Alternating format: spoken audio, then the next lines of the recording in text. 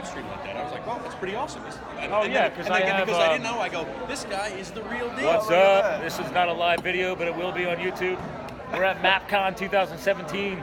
We got served in the house. Boom, look at that, right there. Served. You've just been served. You've just been served. Everybody on the table's been served.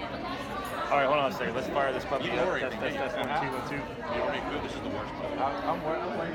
The worst food. This is not. Testing. 1, 2. No one around anywhere in town is like, oh, All right. you know what? The food holiday is the shit. No. All right, so pause because I do a lot. I do a live opening of the show, so stand by. And 3, 2, 1. All right, good day and good evening, ladies and gentlemen. Welcome to another Live the Fuel show. So, you guys who have been following me for a while know that I love to bang out some live recording shows, and today I'm recording this here outside of Philadelphia at MAPCON, the Mid-Atlantic Podcast Conference 2017. 1 year ago, I launched this show. So today we're having some fun. The event has ended. We're hanging out in the bar / restaurant / maybe even a dance floor lobby. I don't know what the hell this is. And we started having these cool conversations with a couple of cool cats that I met here today, and actually, also from last year, repeat introductions. I was like, you know what? Screw this. We're going to sit down, fire up the mics, and continue our conversation for you all, the listeners. So normally I have a very quality, website in front of me. I can intro people. I'm just going to go ahead and go around here and let everybody fire you guys up and so you guys can follow these guys. And don't worry, I'll put it all in the show notes like I always do so you can follow these guys later. But hey, real quick, we got a gentleman from the new sticker on my podcast case. I will take a photograph of this, or if you post this dude to your feed, I will share it to the blog post. That way I'm using your content, because that's marketing, people. But SRVD, all right? So go ahead and catch our listeners up with who the hell you are and why SRVD is awesome. That's right. Well, thanks, Scott. My name is Raphael. I go by Raph. And basically, SRVD is just the one word. Basically, it brings down the word served. So you think of it as one word, and what that is, it's an identity brand that's bringing together all those that have served. And basically, I don't care if you serve for 1 day or 40 plus years, you just have served.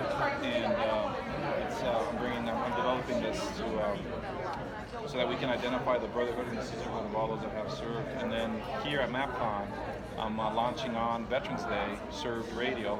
And Served yes, Radio. You are. That's right, yeah. Scott's on my ass, and that's why I got a microphone in front of my mouth.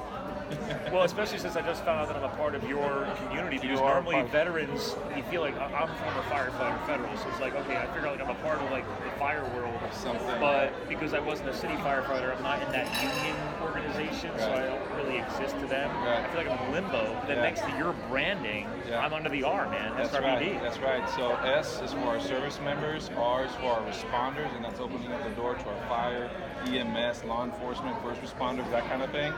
The V is for our veterans, and the D, Scott, I gotta tell you, the D is my most favorite. To any high-performance team, you put your high performers on the anchor, right? And that's the D. Those are our dependents. Those are our kids. Those are our spouses out there that are serving in their own different way to our country, to our communities. And so I'm building Serve as a platform for all. And then that's the SRVD. But so it's really exciting because when you were here, I said, well, that guy's a firefighter. I'm going to have to hit him up towards the end. And, we just kind of get busy at this conference and that kind of thing. And we actually hit him up. I thought he was packing up to leave. And I said, man, I got a served corps member in this house. I better go talk to him. And then that's how we ended up here. And then I told him, I haven't launched. I'm going to do it. I'm going to do it. And so he... Anybody going to do it? And we're going to get no more about you, but since our other providers are already jumping in, man, jump on in too, man, because this is going to be a fun episode. Yeah. So, all right, catch up our listeners, guys. Why are you joining Live the Fuel today, man? All right, well, number one, thank you for having me on the show. To join you guys. Thanks for letting me sit down and enjoy my... I don't think you're actually invited. You just kind of walked in. I did kind of look. All right, good. Check one. There you go. All right, check. Cool. This is live in action, guys. There's like food arriving. There's drinks here. So this will be an entertaining episode, to say the least. So I'm Nick G. I'm a host and producer and creator of the Independent podcast. The tagline for our show is a podcast about making connections, looking back while moving forward. It is a personal journal podcast to capture 200 episodes of podcasting in my life, where I bring people in and out of the podcast. I know. To wow. No, I'm just fun over here. Holy shit, man! You're having a damn good time right there. Just That's like awesome. All right, I gotta do that This too. is what life's all about, man. Hey, man, It's like, do I mic it or do I fork it? I'm forking or I'm micing. I don't know. All right, fork it, buddy. So my show, I've been podcasting for probably almost 3 years now, and captured a lot of connection relationship moments in my life, and I'm able to share it with everyone, whether I'm connecting with a close personal friend, someone in my community, someone I've never met before but only met for the show, or sometimes my wife joins me when we're just recording a show, having coffee, talking about the news in the morning, or hanging out after a date night at night. So people have said that my show is pretty authentic, which means it's pretty much what you see is what you get. So whatever your audience hears me do and behave and see here, that's pretty much how I am in real life anyway. So I got a philosophy, no one can be you better than you. So why not do it? Bro, and it's funny you bring that up because I didn't realize if I left any kind of connection or an impact from last year, and you were just busting my balls, Dude. I think. We're joking around. We were just... Scott, you were right behind me, man. Yeah, I was like, well, I understand that, but I'm like, well, do people even remember what Well, I happened was last year? extremely... It's a year ago. Well, last year, I was really coming last year, being a podcaster in my own little world. I looked at podcasting as a way because it was a way of self-expression. I had a full-time job. It was hobby. I tried it out. I thought, I can do this. Read some books. Read Idiot's Guide to Podcasting. Right? Went online. There's an Idiot's Guide to everything. They have a podcast for dummies? Yeah, it's awesome. Really? Well, it's dated now for the tech.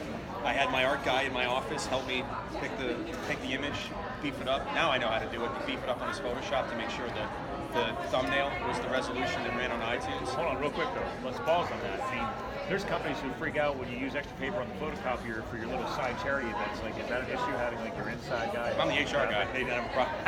You gotta keep HR I was like, hey, happy. dude, you got to do that. Like, dude, throw me a salad. No, I was like, come on, man, it's going to take you 5 minutes. Actually, I tried to do it on my computer, and it didn't work.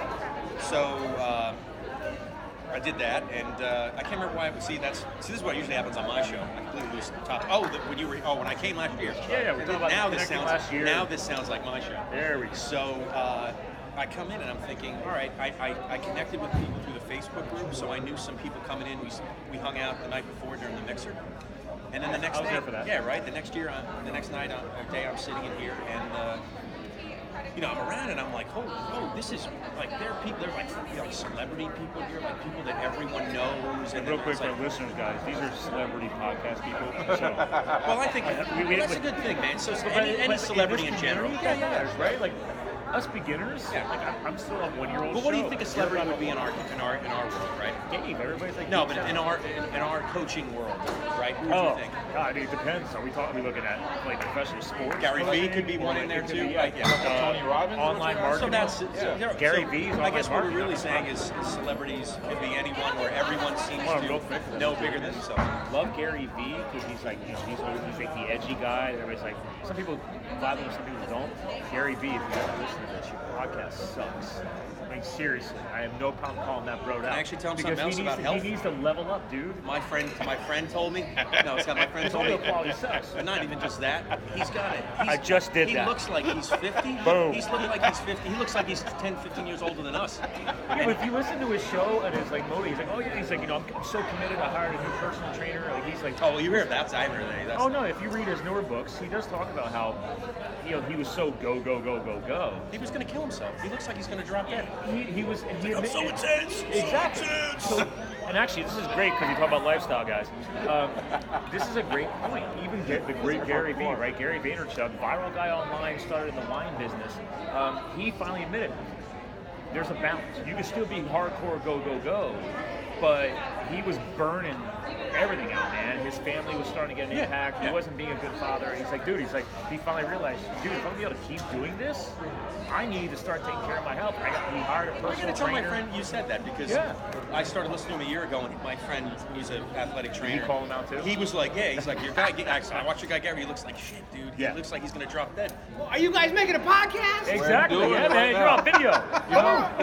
Listen, listen. So we got a podcast going about health and fitness. And That's fish nerds in the house right there. I'm eating a barbecue burger with French fries. You know, I lost 120 pounds. You hear that? 120 pounds right there. But I ate it by, one of my techniques for losing weight with a therapist, doctor, nutritionist. I am addicted to fast food. I love it. I Yeah. love that it exists. Yeah. It's delicious. Yeah, I love it too. And I can't eat it because it makes me a giant. Yeah. And it will kill you. And it will kill you. So here's a technique. So when you eat fatty, sugary, sweet, fast food, you get real quick. Fat is healthy when it's sourced the right way. Yeah. Okay, fair So enough. it's sugary. But the fat is also delicious, and when you eat it, you get chemical release of endorphins in your brain, same as like cocaine addicts and that sort of thing. And so what my nutritionist said, if you can't help yourself, and she goes, you won't be able to help yourself because if you lose the weight you want to lose, you get about 8% chance of keeping it up. Science doesn't want you to lose it. Biology doesn't want you to lose weight. It's a hormonal thing. It's a hormonal thing, and it's so. She's like, what you do, you have to feed that craving, but you can't eat that burger. So go through the drive-thru, get the $1 burger. I think it's like $1.29 now. Take one bite of it, get that endorphin rush, and take the burger and throw it out your car window. So it's one bite Right in front of the drive-thru. I do that. I do that, but not the wrapper. That'd be just, oh, thank you. No littering, people. That's biodegradable. Hey, you lean back The up. foil wrapper is not biodegradable. And she said, and don't put it in the trash in your car because you're an addict. Yeah. You're gonna dig in. No way, really? Yes, you're gonna dig in and eat it later. And you know what? I Sorry. tried putting it in the trash in my car, and she's right. Oh my God. I will dig in and Holy eat it shit, later dude. because I love that stuff. Wow. Yeah, me too. I love it. So Well, what you have a hormonal and a chemical mental connection, right? Addicted, It's yeah. dialed. But then what? In the end, what are you eating? Because you're still hungry. He washes it down with a milkshake. No, I'm not. No, I'm Diet not. Coke. You're not when you're eating at the level. So I was 320 pounds. What? Really, dude? Yeah, Where? Google my name. Dude, you're like half the dude. Google my name. Yeah, look you at- are. Go to my website. Look at the early podcast cover art. I'm big. So Again, to our listeners, guys, fishnerds.com. fish nerds, all right? So no, I'm not hungry. You're not eating for hunger. You're eating for pleasure. Oh, really? And so once you get that first rush, the second bite you don't get that rush anymore. Feed it, move on. That's it. But better off if you never do it, just don't do it to begin with. Because once you get that cycle, you're there.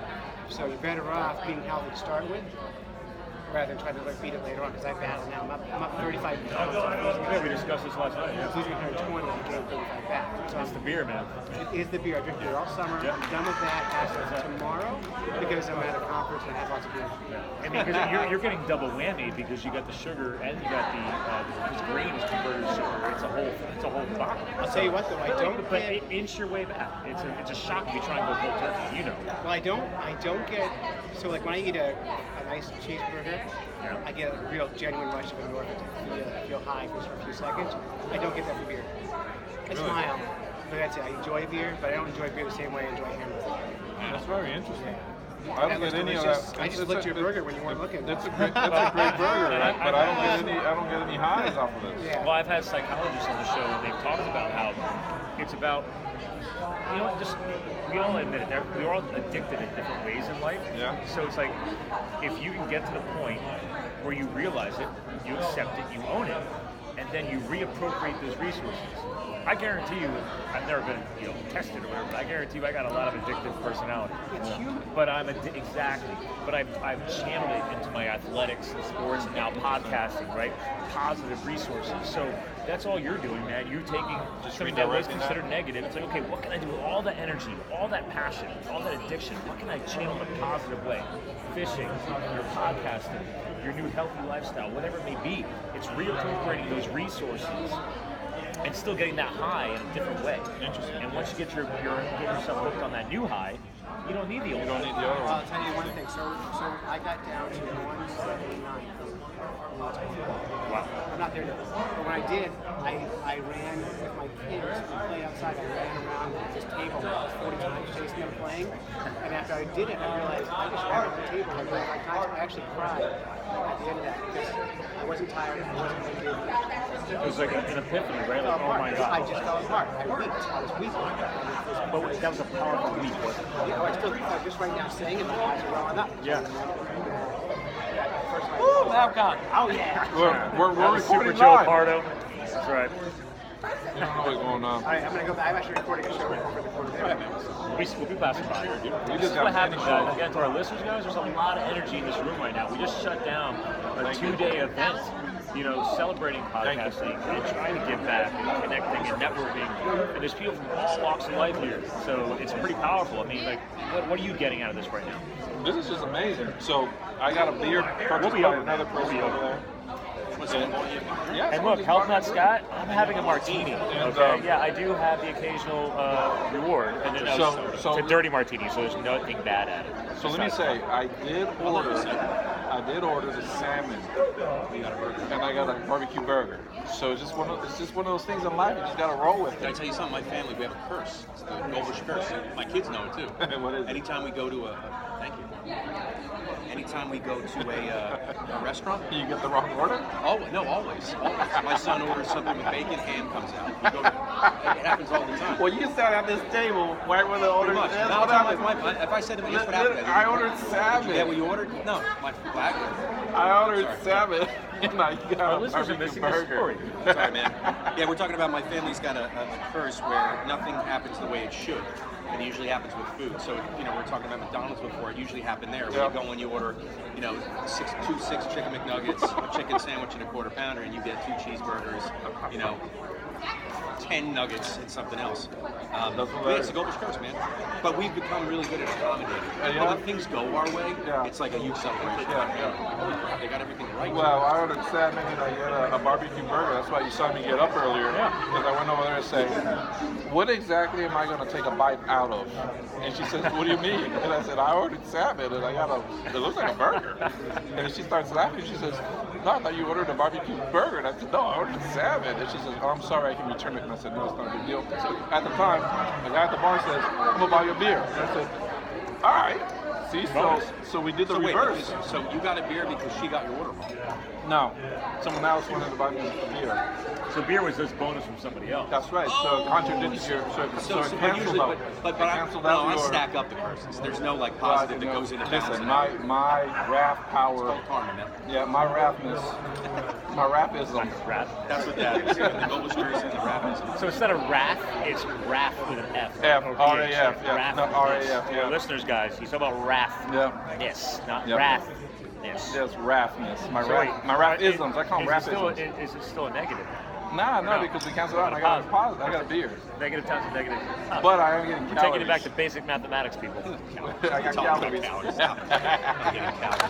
Y'all talking about healthy stuff? I don't know, man. He's got antioxidants. Translate that? No, you got antioxidants. Look what he's got. He's got olives, grease, No, this is salmon. balanced, man. Yeah. And then look at this. I got Hold on, real quick. potato chips. And here's something to be, let's be real. I love being transparent on my show and on social media. All right, tell me. You go back to 1995 through 98. Right near the office, I got into like the startup, telecom world, call center world, talk about more. Can I ask you a question? Yeah. You might share. I'll be 40 in 2 weeks. God, really? Something the other day, like We're the same age. like Ramona's kids last night called me James Bond, or not James Bond, Batman. Bruce Wayne, like because I was all dressed nice. Yeah, oh, you that, were. okay, like I walked up and I was saying, oh, kids like, oh, you're Bruce Wayne. You I'm started like, talking. I'm like, I'm man, like, what? you wear I vested it. I've never owned a vest, dude. Yeah, But you guys, our You listeners. did the same thing last year. I'm like, look at this That's guy. right. Yeah. Hi, man. I wore a T-shirt this year. Because here's the thing. In the podcast, real quick, we have so many conversations going on right now. Podcast world, we can hide behind a microphone, right? So a lot of people think, oh, I'm just going to go to an event. I'm like, no. When you go out to an event, you level up. All right. I'm not saying stop being who you are. So here we go. But like, you got to be what you want to be. MAPCON. You're fine. Not yesterday, but today I was casual, and this isn't the first Dude, I went shirt I chose. casual. This isn't the I'm first not shirt. gonna teach You you threw the today. jacket over it. Listen, I'm throwing down the challenge. I polished a turd, okay? Hold on, real quick. This is not a turd. This is a beautiful podcaster Oh, that's my shirt. favorite shirt. This I is love my it. favorite shirt. I mean, we have a new mic dropper shirts this year, but last year it says podcaster, so I wanted to bring back last year. So Listen, shout out to Super Joe Party. I'm bringing out the challenge for next year. We're gonna have to be like the three amigos and dress up like it's straight up like suits or something. Well, I'll just put on the other half that I didn't wear last night. I went jeans. You whites and blues, buddy. You should do that, man. Go hardcore. Hold on. Yeah, just be like that. Every ribbon, everything. Wait, you're almost there. Yeah. One thing I was thinking about, because it's actually in, which is funny, because we grew up with cons, right? With Bobos, Converse, but like the Converse are in again, like everybody's rocking suits now with Converse. So if we do, Yeah. we'll all just like, you know the ladies joking around like, oh, we're wearing the same thing today. Oh yeah, we texted each other. Like, okay, we can be that lame. We can text each other. It's like, all right, guys, let's just show up with a freaking suit on, and if you rock a pair of Converse, great or not. But I'm like, yeah, whatever. I grew up wearing Tom McCann's. My father decided he could went to Foot Locker to get me sneakers or go to Tom McCann's. It was I don't even know if they make it. They even have Tom McCann's store. Yeah, dude. And they almost look like Reeboks. Yeah, like Tom McCann on them, and no, one's as cool as that. No pump, nothing like that. I actually had a vision board. Listen. I cut pumps and put them on a wall. You mean the pump shoes? The pump of the tongue? The pump of the tongue? The pump of the tongue. Do you remember the the Reeboks. British Knights? I had a pair of British Knights. BKs? The BKs, dude. Okay, I had that's the BKs. Really. Hold on. Part of our audience is millennials because they're going to be like, what the hell is I remember a those BK? commercials. Listen, I So got while you you beat, while you Linda. millennials are rocking Listen, the listen. Converse, we rocked that before you were born. I just aged myself. Yeah, I just aged yeah. myself. Well, we all did. We're all within a few months. McGregor's. I got you, Tom. McGregor's, yeah. Dude, listen. Because they spelled it wasn't those shoes back then. They put the whole name on the shoe. The whole name on the shoe. long to whoosh on the side. Yeah, It wasn't- there was no abbreviation. Yeah, No, it's, it wasn't it's not like, oh, McGregor. talk about branding. It's like, no, just throw the name on it, man. Some marketing things like, dude, they got to know it's our sneakers. Put the name on it. Yeah. Put the full name. You know it's going to cost them? No. Well, because Nike Nike hadn't I guess broken they- the mold yet. Right? They had, like, there was this whole concept, like, all of a sudden you have this powerful, and then again, now we're back on business, but marketing is, dude, the swoosh stands alone. Well, you know what happened? I And swear, the because Jordan, right? The I was Jordan. gonna say, I remember it's the Jordan is what happened, right? That silhouette. You remember that first black pair with the red silhouette? You guys watch Netflix? Yeah. There's a series on Netflix where they pull all these creative people, whether they are architects. They have a guy that designs automobiles that my son really enjoyed because now he's in cars. 9-year-old is in cars. 9 years old Yeah, already. he plays racing games, so he plays the cars. But they did one of a guy. I don't know his name. So your audience could go on Netflix. The series is called Abstract. But there's one whole thing about the guy who invented the Jordan and the relationship he had with Michael and how he reinvented that brand. So the series is called Abstract. Abstract. All right, Should we're be gonna right on Netflix. link that in the show notes. It's So really that'll be good. linked in the show Really notes. good. For creators out there, they do. There's even one that does one on typography, like using all the way into Broadway, how they relaunched how they marketed shows, like rather than just bold letters, of how they really used to mark events, like those banners they might hang in the city. I don't know if it's in DC, right? It might be on a pole that runs from pole to pole. You know, something new at the Smithsonian or something. Oh, like yeah. Now you when they said, have now all you those said banners along the streets. topography or topology? Typography, that's Typography, that's the type typing. basis. Yeah. Oh, for But some this was reason I back in the thought- day I when they thought didn't have thinking maps. computers, so that she had rooms of people going on to find out what's the right type. I actually had a typographist work on one of my logos on my show. She gave me, her name's Corey Stewart. She does a podcast called the Unpopular Culture Podcast. She, gave me 60 versions of this logo that I was looking for. Yeah. And then whittled it down to 6, and then we got it down to 3, and finally nailed it on 1. But it was, hey man, it's blurry, and I'm so far And real away, the quick, audience doesn't see. branding lesson that he's discussing right now is, are you taking the time to define everything about your brand? Do you know your color code, right? Like there's different colors of blues and blacks and grays and whites. Like you want to make sure that as you start developing your brand and growing, like what is your font style? What is your colors? Because then when you start switching, there you go, when you start switching to a different print company or a different t-shirt company, or you get a sticker design, look at this, so listeners. Boom, on video, there's the new Live the Fuel logo, sticker, decal just got created. Anyway, point is, colors, concepts, fonts, like you got to document all It's that called stuff. a design guide. Yeah, exactly. And but then, how many people, I mean, and here's the thing, I'm a marketing guy, and I made the same mistakes. When I first launched Live the Fuel, I let a dude that I knew design a logo. That's right. And then he sends it to me, and I'm putting it everywhere. I'm like, all right, dude, what's all that detail? And he's like, I don't know. I don't remember. Yeah. I'm like, are you freaking kidding me right now, dude? And then the blue, you're like, what blue is it? And he's like, Yeah, no. I don't know, just blue. So technically, if I you learned, look, I learned the word pencil. if you look over the history of my show, and I'm actually going to be transparent, it's on my whiteboard at home. I'm going to make the history of the Live the Fuel logo. Because like there's a logo, it doesn't even look like this. Like it was just when I launched the Facebook page, just to start sharing motivation and inspiration content, I had like a flickering flame, like it was like orange and red. There was no blues or anything even in my brand. It just said Live the Fuel, the word, and a flame. Like so it was very new age. it's like you and your show, dude. Like it was just take action. Like I knew that I'd eventually build something more into the brand, but I just needed to start getting my stuff brain dumping. So I said, you know what, phase one of Live the Fuels, before I even created the podcast, was I'm going to launch a page, because then it's going to give me to start taking action and putting in the reps. And then I followed a couple of key influencers that I really enjoyed their motivational, inspirational content. And I just started mirroring what they were doing and to see what kind of likes I would get. So like, I had over 1,000 likes before I even launched the podcast. Really? Yeah, on Facebook. You know, and that's my challenge, is that... But he's Scott Mulvaney. Huh? He's Scott Mulvaney. Yeah, that's what he is, right? Told you what he did. He's got. This guy's like 25 feet tall. He's got swagger, huh? He just rolls in. He came in. No, he commands. There's a comment saying that people say act as if. Yeah. You ever watch Boiler Room? Yes. Affleck gives a great speech to a salesman. Yeah, that's right. Act as if.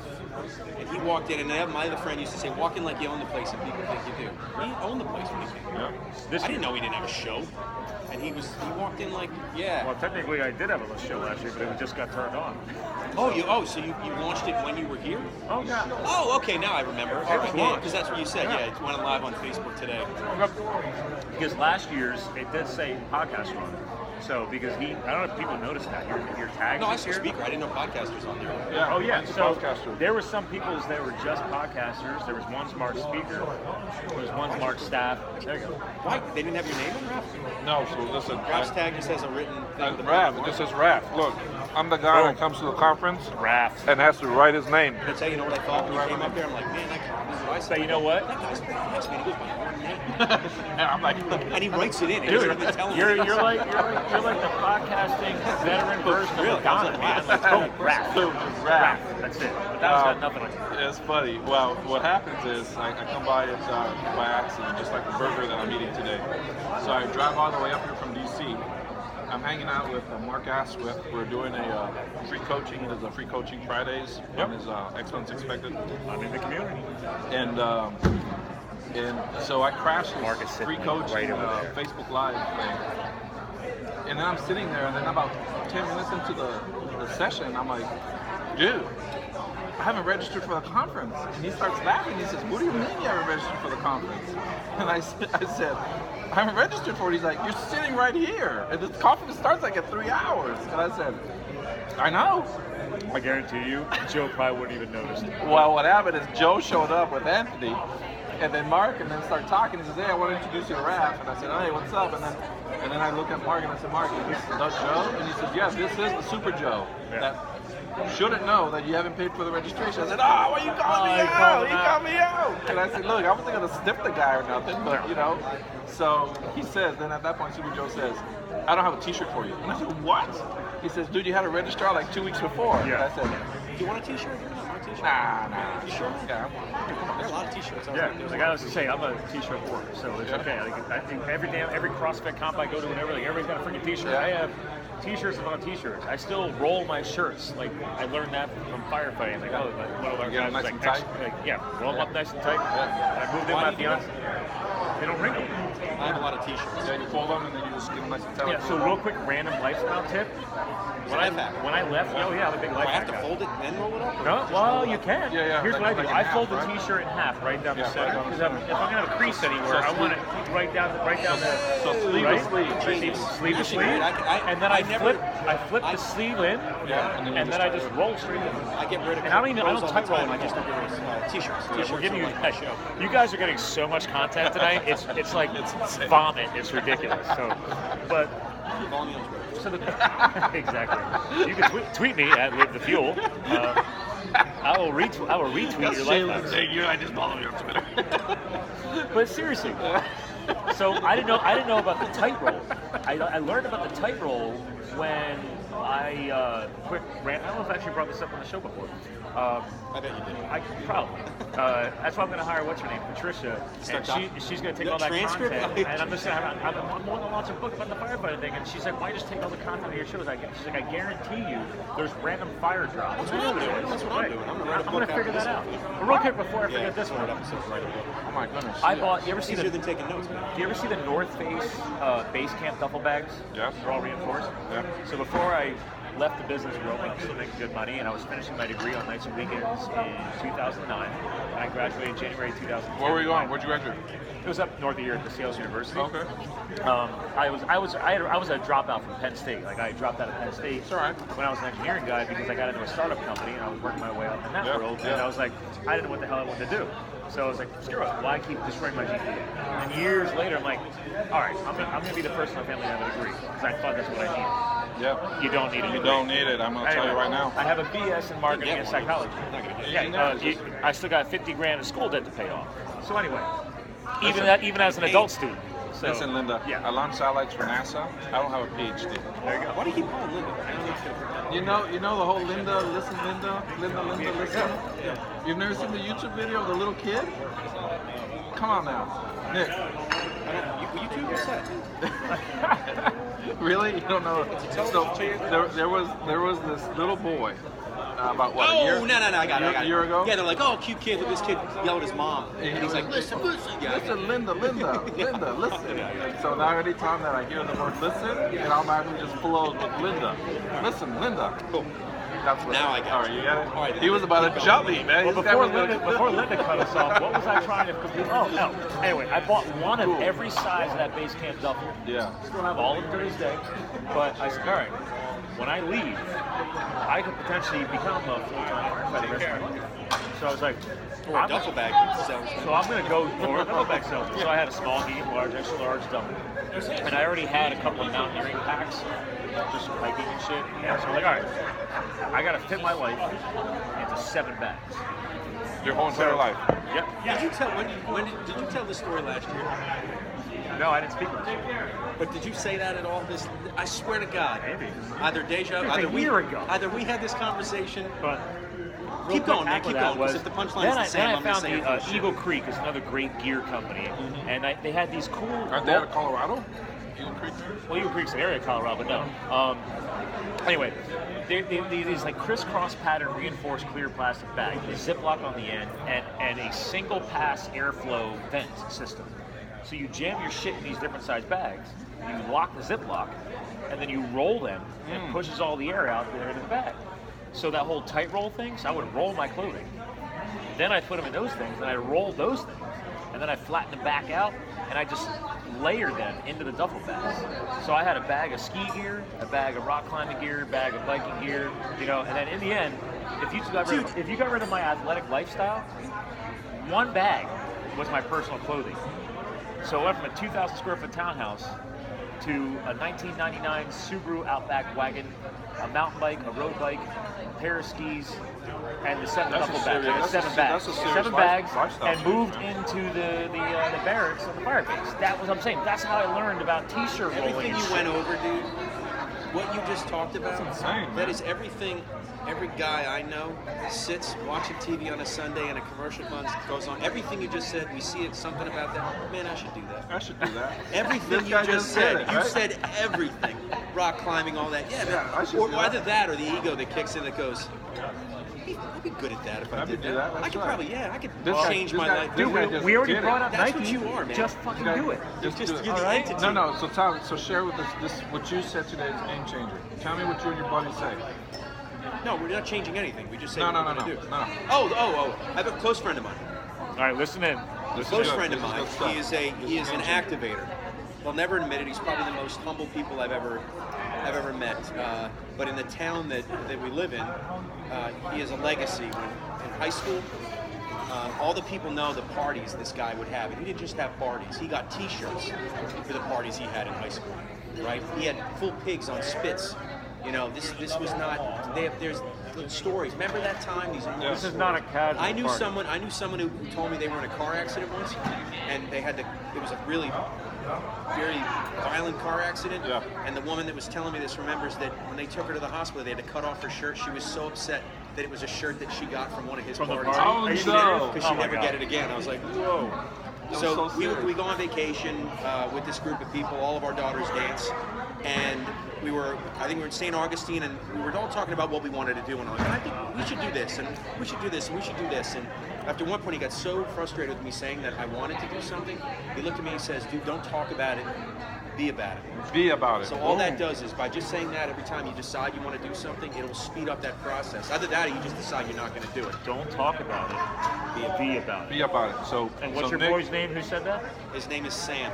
Sam. I'm not going to say his name. He's a very private guy, so I'm not going to. Yeah. I'd love to though, because I tell him. Yeah. I tell him. I actually sent a text to my wife. He's actually working tonight. Is he? He's a chef at a farm, at an organic farm. Yeah. But I told her to tell him I'm paying that forward in a podcast conference. Yeah. That's a great so pay it forward quote. We say it all the time. He told me to.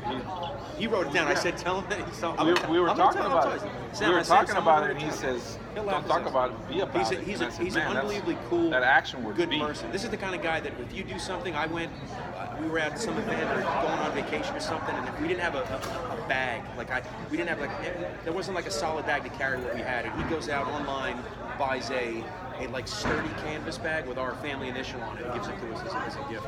So I think what's so amazing about that is that the action word is 2 letters, B and E. Yeah. Just be. You don't even have to finish There you it. go. Be about Boom. it, right? Just be. Look at that. Nice translation. It's just like boom. And it actually reminds me. So That's like it's got to be the shortest acronym ever created. just be. Yeah. Like that's like if you really break it That's down. your T-shirt that goes under your suit jacket next year. It's just B-B-E, right? Kind of cool. And then, Two and then you put lowercase, lowercase you with put a Yeah. you put a hashtag inspired by Sam. Inspired by Sam. And yeah. so you got to tell me when you post the show, because I got to have him listen to it. Well, I mean, so so you think about it. Every blog article that gets posted for the show, there's always at least one quote that I italicize Put it in the in there. blog Yes, content. Scotty. That's gonna be our quote. Yeah. I got my buddy on the And I'm just map, gonna, the internet map. it'll just be, He it'll be a doesn't know little, it'll just say He's like, Sam. I don't know. I'm not on a face page. He's like, what's I'm that not on face a page? face page. Listen, I call it the Facebook. Listen, I call it the Facebook. Yeah. So And that's then my. Justin Timberlake comes in. No.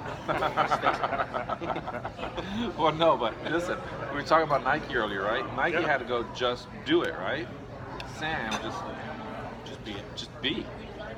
I've done things with this guy, or when you just like, nah, we don't want to do that or this, but it's unreal how fast. I was in Vegas once, right? I just shaved my head.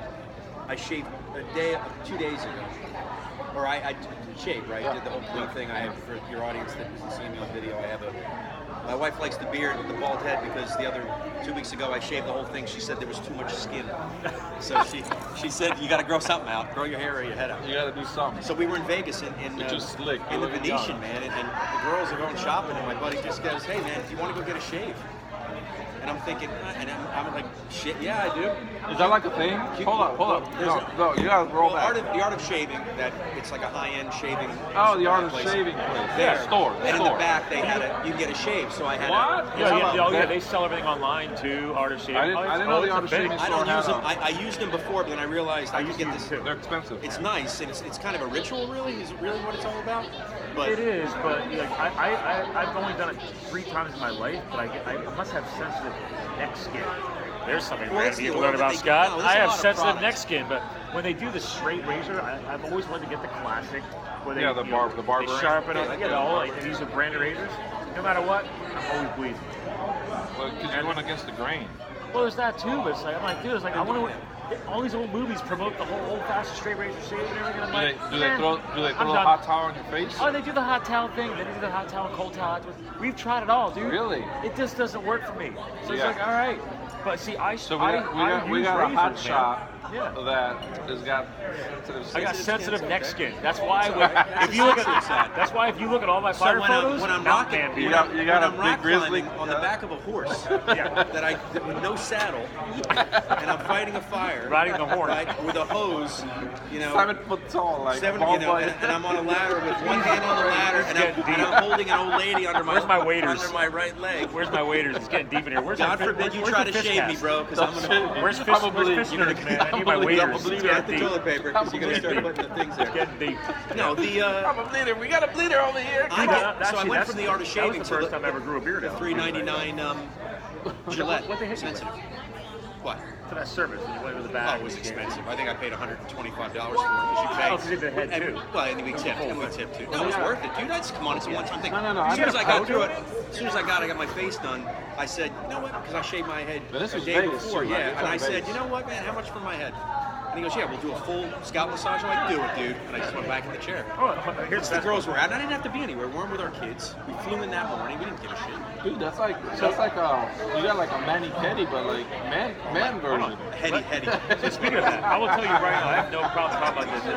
I would go back. I would. I heard the guy's story of the guy's life. We finished with our fire season, and I'd always come back here. So here in Bethlehem, Pennsylvania, over an hour north of here, there's also another chain. It's called American Male, but they're entrepreneurially owned franchise. It's a men's only salon. Only girls cut your hair. Dude, my buddy Tom owns it. Shout out to Tom. And It's called American Male. American Male. So there's like they have places in Jersey. Hell, they might have one in Philly. I don't know. Anyway, the cool thing is this: it's the first time I ever went in for a haircut, and like, do you want the express or the quality? I'm like, well, what's the difference in the quality? I was like, I want quality service. Yeah, why don't I just have that? I was like, she said, well, it's Why are fine. you giving me an option? What, are you just going to give me the scissors? And you're like, This is how bad sales and marketing is today, right? So it's like, I'm like, well, what's the difference? She's like, $25 more. I'm like, why didn't you just tell me to get the upsell quality? crap. I was like, just give me the freaking quality. What do I get for the quality? And she's like, well, you know, we massage your head. Your Why did you even say hot the towel. express then? You get a paraffin dip on your, like they do the wax dip. on What on your hands? What is this? I was like, really? put your hand in hot wax. No, but I'm saying like you got soft hands. What are you telling me? Well, No, it's I the have, thing. It's actually very good for your hands. Like, and actually, I do it because I CrossFit. So I'm always grabbing barbells. Oh and yeah, like, your hands are- you got yeah. soft. Oh, dude. So anyway, I wasn't. So that was like, I go out west. And I tell my buddies about this, like, that's kind of foo-foo. It's like, I'm hanging out with guys. First of all, I roll into a fire camp in the mountains, and I'm driving a Subaru wagon. Everybody drives pickup trucks. Right. So Hot I shots. mean, luckily I'm one of the bigger guys, so I'm like, it was all right. But my superintendent, he saw the car and he saw it was full of all my shit. And he's like, oh, you know, I heard you could pack a lot of shit in a Subaru. And I'm like, here we go. Here we go. I was like, yeah, plus we had like an hour drive down a dirt mountain road to get to our base. So I used to rally that shit, man. Listen, you can't knock on Subaru. Yeah, no, Subaru's got breast Dude, crash. I have a 2012 Outback out there right now, man. I got 160,000 miles on it because I travel so much, and it is a fucking champ. And it looks You can gorgeous. call that thing a station wagon, a power wagon, whatever. No. Man, Subaru is I got solid. and every car I've ever owned, I get it all racked out because I need it like racks, Yeah. ski racks, and everything else. So it's like it doesn't look like a.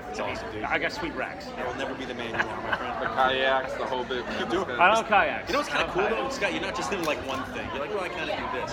You do virtually everything, every hypothetical thought.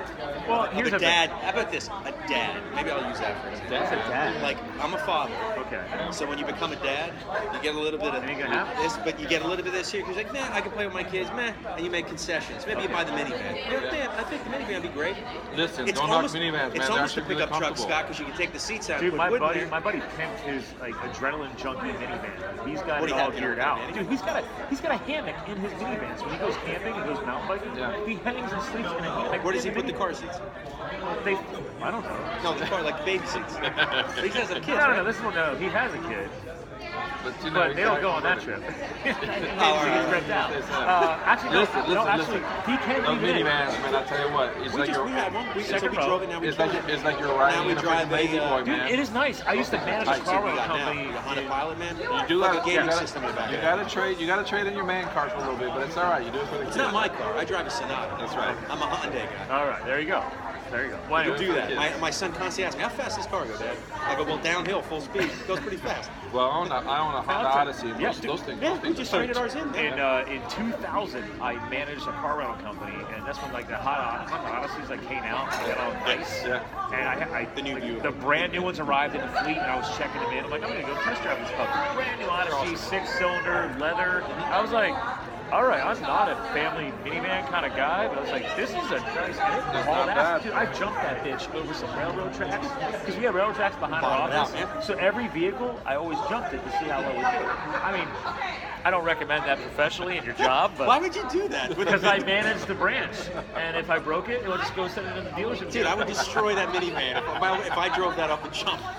It would hit the ground like a brick hitting the ground. He's driving there like he stole it, right? That's Exactly. I also jumped get this, a 15-passenger van. We had one you need like to a see Ford? the the church bus. No, Like the church bus. yeah, like a Ford Econoline. Yeah, Did it hit the ground and no, go, it's got like kick, 4 kick. rows of seats. Yeah, Wait a minute, the big when it hit the ground, 15 Scott, was it pass. like? I jumped that bitch. But Like did it hit the pizza ground? I don't like this? recommend it. Scott, did it hit the ground and go kick, kick, kick, kick? Oh, it was like I had to.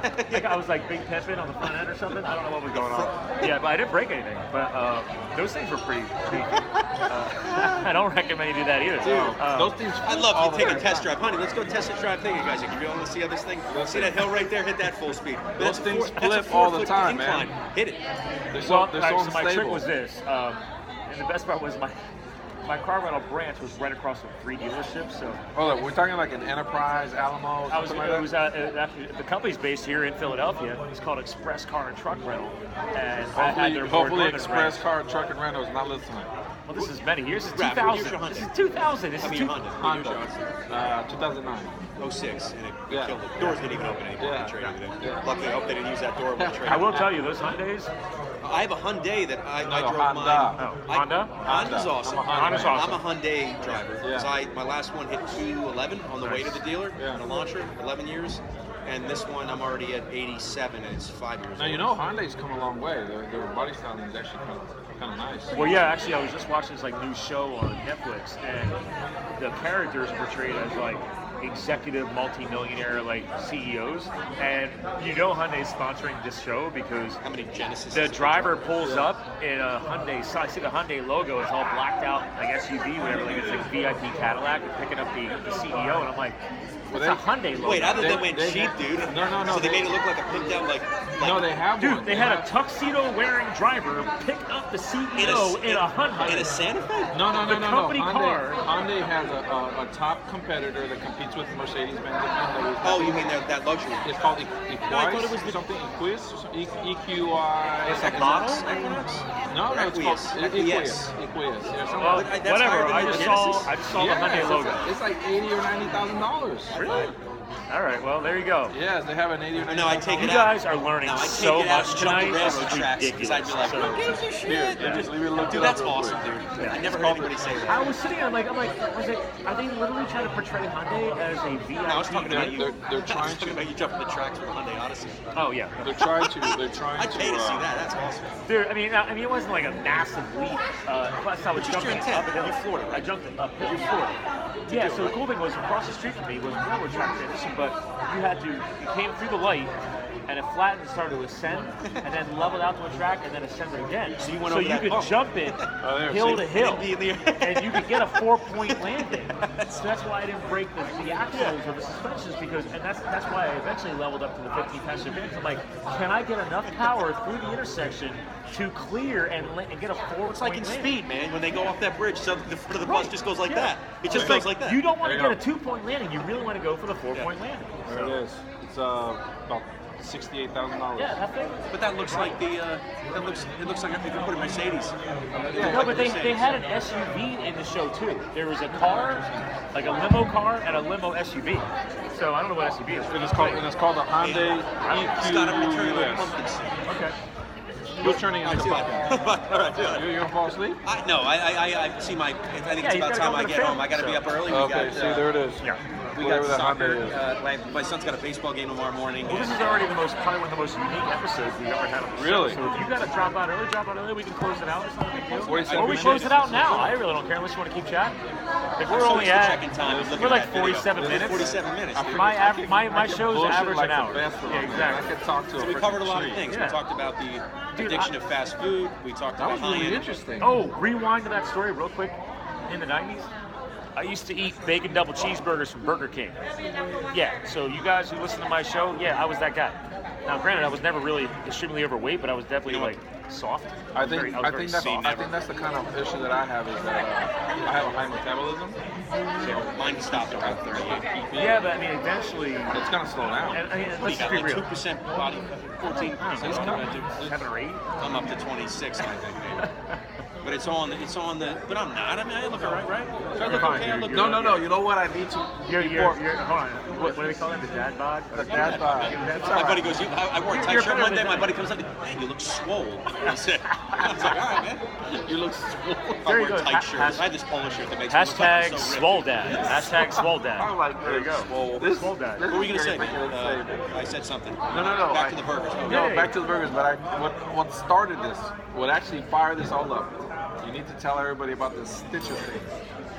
Oh, you mean Stitch Fix? Stitch Fix. That's what Stitch started. Fix Clothing. He orders the kits. Yeah, Well, for all what those started. dads out there, Tell me. right, that have a tough time, they don't like shopping with their wives or don't feel like they want to go through the effort of grabbing things off the shelf and trying it on. Because of time and just energy and all that. Or even they feel like they don't want to go to an Abercrombie and Fitch or see, I don't even know, like whatever tie-in stores you go to. Yeah. But you become an adult, you need to start dressing like one. Yeah. There are several websites, designer clothing websites that you can go online, whether they be paying a flat price and you get clothes that come, 5 or 6 items and you send them back. But I signed up for a program through StitchFix.com. They're not a sponsor of my show, but I'd love for them to be a sponsor of my show because I really like them. Hey, I plug people now too. Eventually they may hear it. Well, I tried. So the way it works is when you sign up, go on. You pick the sizes of everything you wear, the styles you like. Do you wear more work, casual, or business casual, or like free? I wear whatever. And then you pick what stores you may shop at. Unfortunately, I just picked them and guessed the Gap. I didn't shop at Gap. Yeah. And then what they do is they send you 5 items, a variety of items.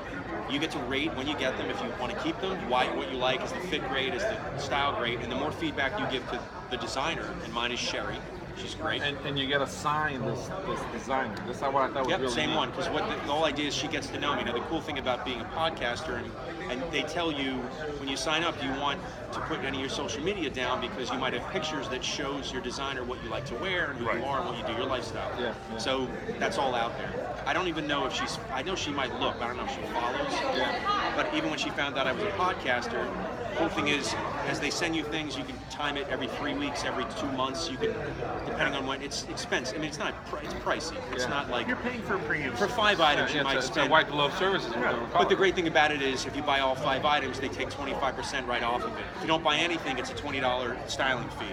Great thing is, another thing is, if you only have one thing you like, let's say you have a T-shirt, it's a $30 T-shirt.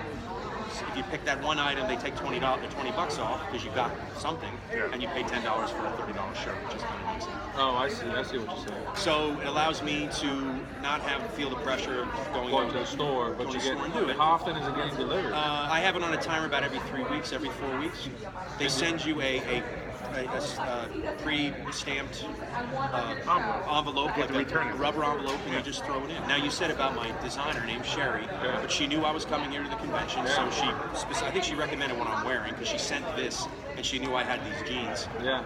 She That's actually kind of neat, man. I'm kind of sitting she here notes thinking from the like, show. That's kind of neat. She knows. Tim Ferriss does it once in a while. Maybe not that company, but there's a Yeah, there's lot of several guys doing other it. ones now. do it. It's great. Once that Stitch Fix has been around, they did only women's clothing. My What's wife his had done name? it 2 years ago. Smart Passive Income. What's his name? John Rosen. Whatever that was. Yeah, Steve. Pat Flynn. Sorry, Pat Flynn. Yeah. Big podcast. I'm sorry, Pat. I don't mean that. No disrespect. It's all right, Pat. So yeah, Sherry's my designer. Now she took a week off about a month or 2 ago, and it was the worst freaking, terrible. It's as if someone, if I said, Raph, I took your kids and said, dude, have your kids go buy me some outfits. And then they go, I think they don't even know me, They don't come know out with anything. Batman They know costumes. dads, they kind of know dads, and they come out and buy me t-shirts. So I was so mad because I thought she left. Plus she was so close, I thought, wouldn't you have told me she quit? Oh, You like built- the you built a company. relationship. Yeah, but when I found out is when I sent another message, I said, I don't know what, I think my message back is after you're done picking Was this everything. like email or? No, you go right on their website, and Oh, once really? you check out and you pay for what you want to pay and Yeah. send what you want to get back, you have 3 days to do it. Yeah. You can send a message to the designer. And I said, I don't know what you guys are doing there, but if Sherry's not there, I'm not a big fan of Ann. Her selections are terrible. She doesn't know. I think I actually said she doesn't know me. Yeah. Well, because And then Sherry came back, and I was like, oh thank God, you're back. This is a powerful business lesson because, like, if you're going to build a relationship-based business like this, Yeah. you got to build in redundancy when those people are not there. Like, people have a life; they're going to go on vacation. So, hey, do you maybe notify your customer saying maybe you don't want to order a kit, over the next week or two, or B, you make sure that there's a redundant program in there that shows the next designer, like, listen, this is his style. Like, you gotta follow Or these I guidelines. picked it, she should have picked it. Right. And I do it, but I'm telling you, they were this close to losing me as a customer. Because I thought, what, I'm not as important as you've made me up till now? Yeah. Interesting. Well, I kind of could almost relate. Is like I'm real picky on who cuts my hair, and when that stylist leaves or there's an issue. Oh, it's not the same. Oh, yeah. I get all mad. I'll be like, My girl Kylie, oh. shoot, when she's not available, like, I'm like, oh, usually nowadays, if she's absolutely not available and I need to get a quick cleanup, because they'll do it. I can just drive by, they'll just do a quick buzz, and they'll even charge me for it. So it's awesome. So because I'm not getting a full haircut. Yeah, like, here I go, I'm going to experiment with X person now or whatever. I'm with you. Just get all But that's my story about StitchFix.com. It's But really see, great. these are lifestyle tips because like that's a hack for you. Like I hate going shopping too. So who bought the suit you wore yesterday? Oh, that was different. I had that custom made. Custom made? You're different. You are a different level. I'm a Scotty. gear whore. What do you All right? what do you mean you got that made? Would you? Remember I told you flew to Vietnam to get that? No. I mean, all right, so there's a store in Allentown, Pennsylvania. Hold on. You find a nice tailor. He's got the thing. There's a store in Allentown, Pennsylvania. It's called C.E. Roth.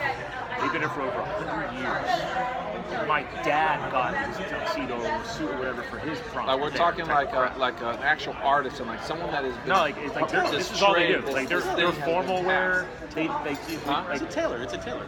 Well, it's not just a tailor. Like their main tailor. It sounded like this guy's like. No, their main tailor that did He's an the. artist.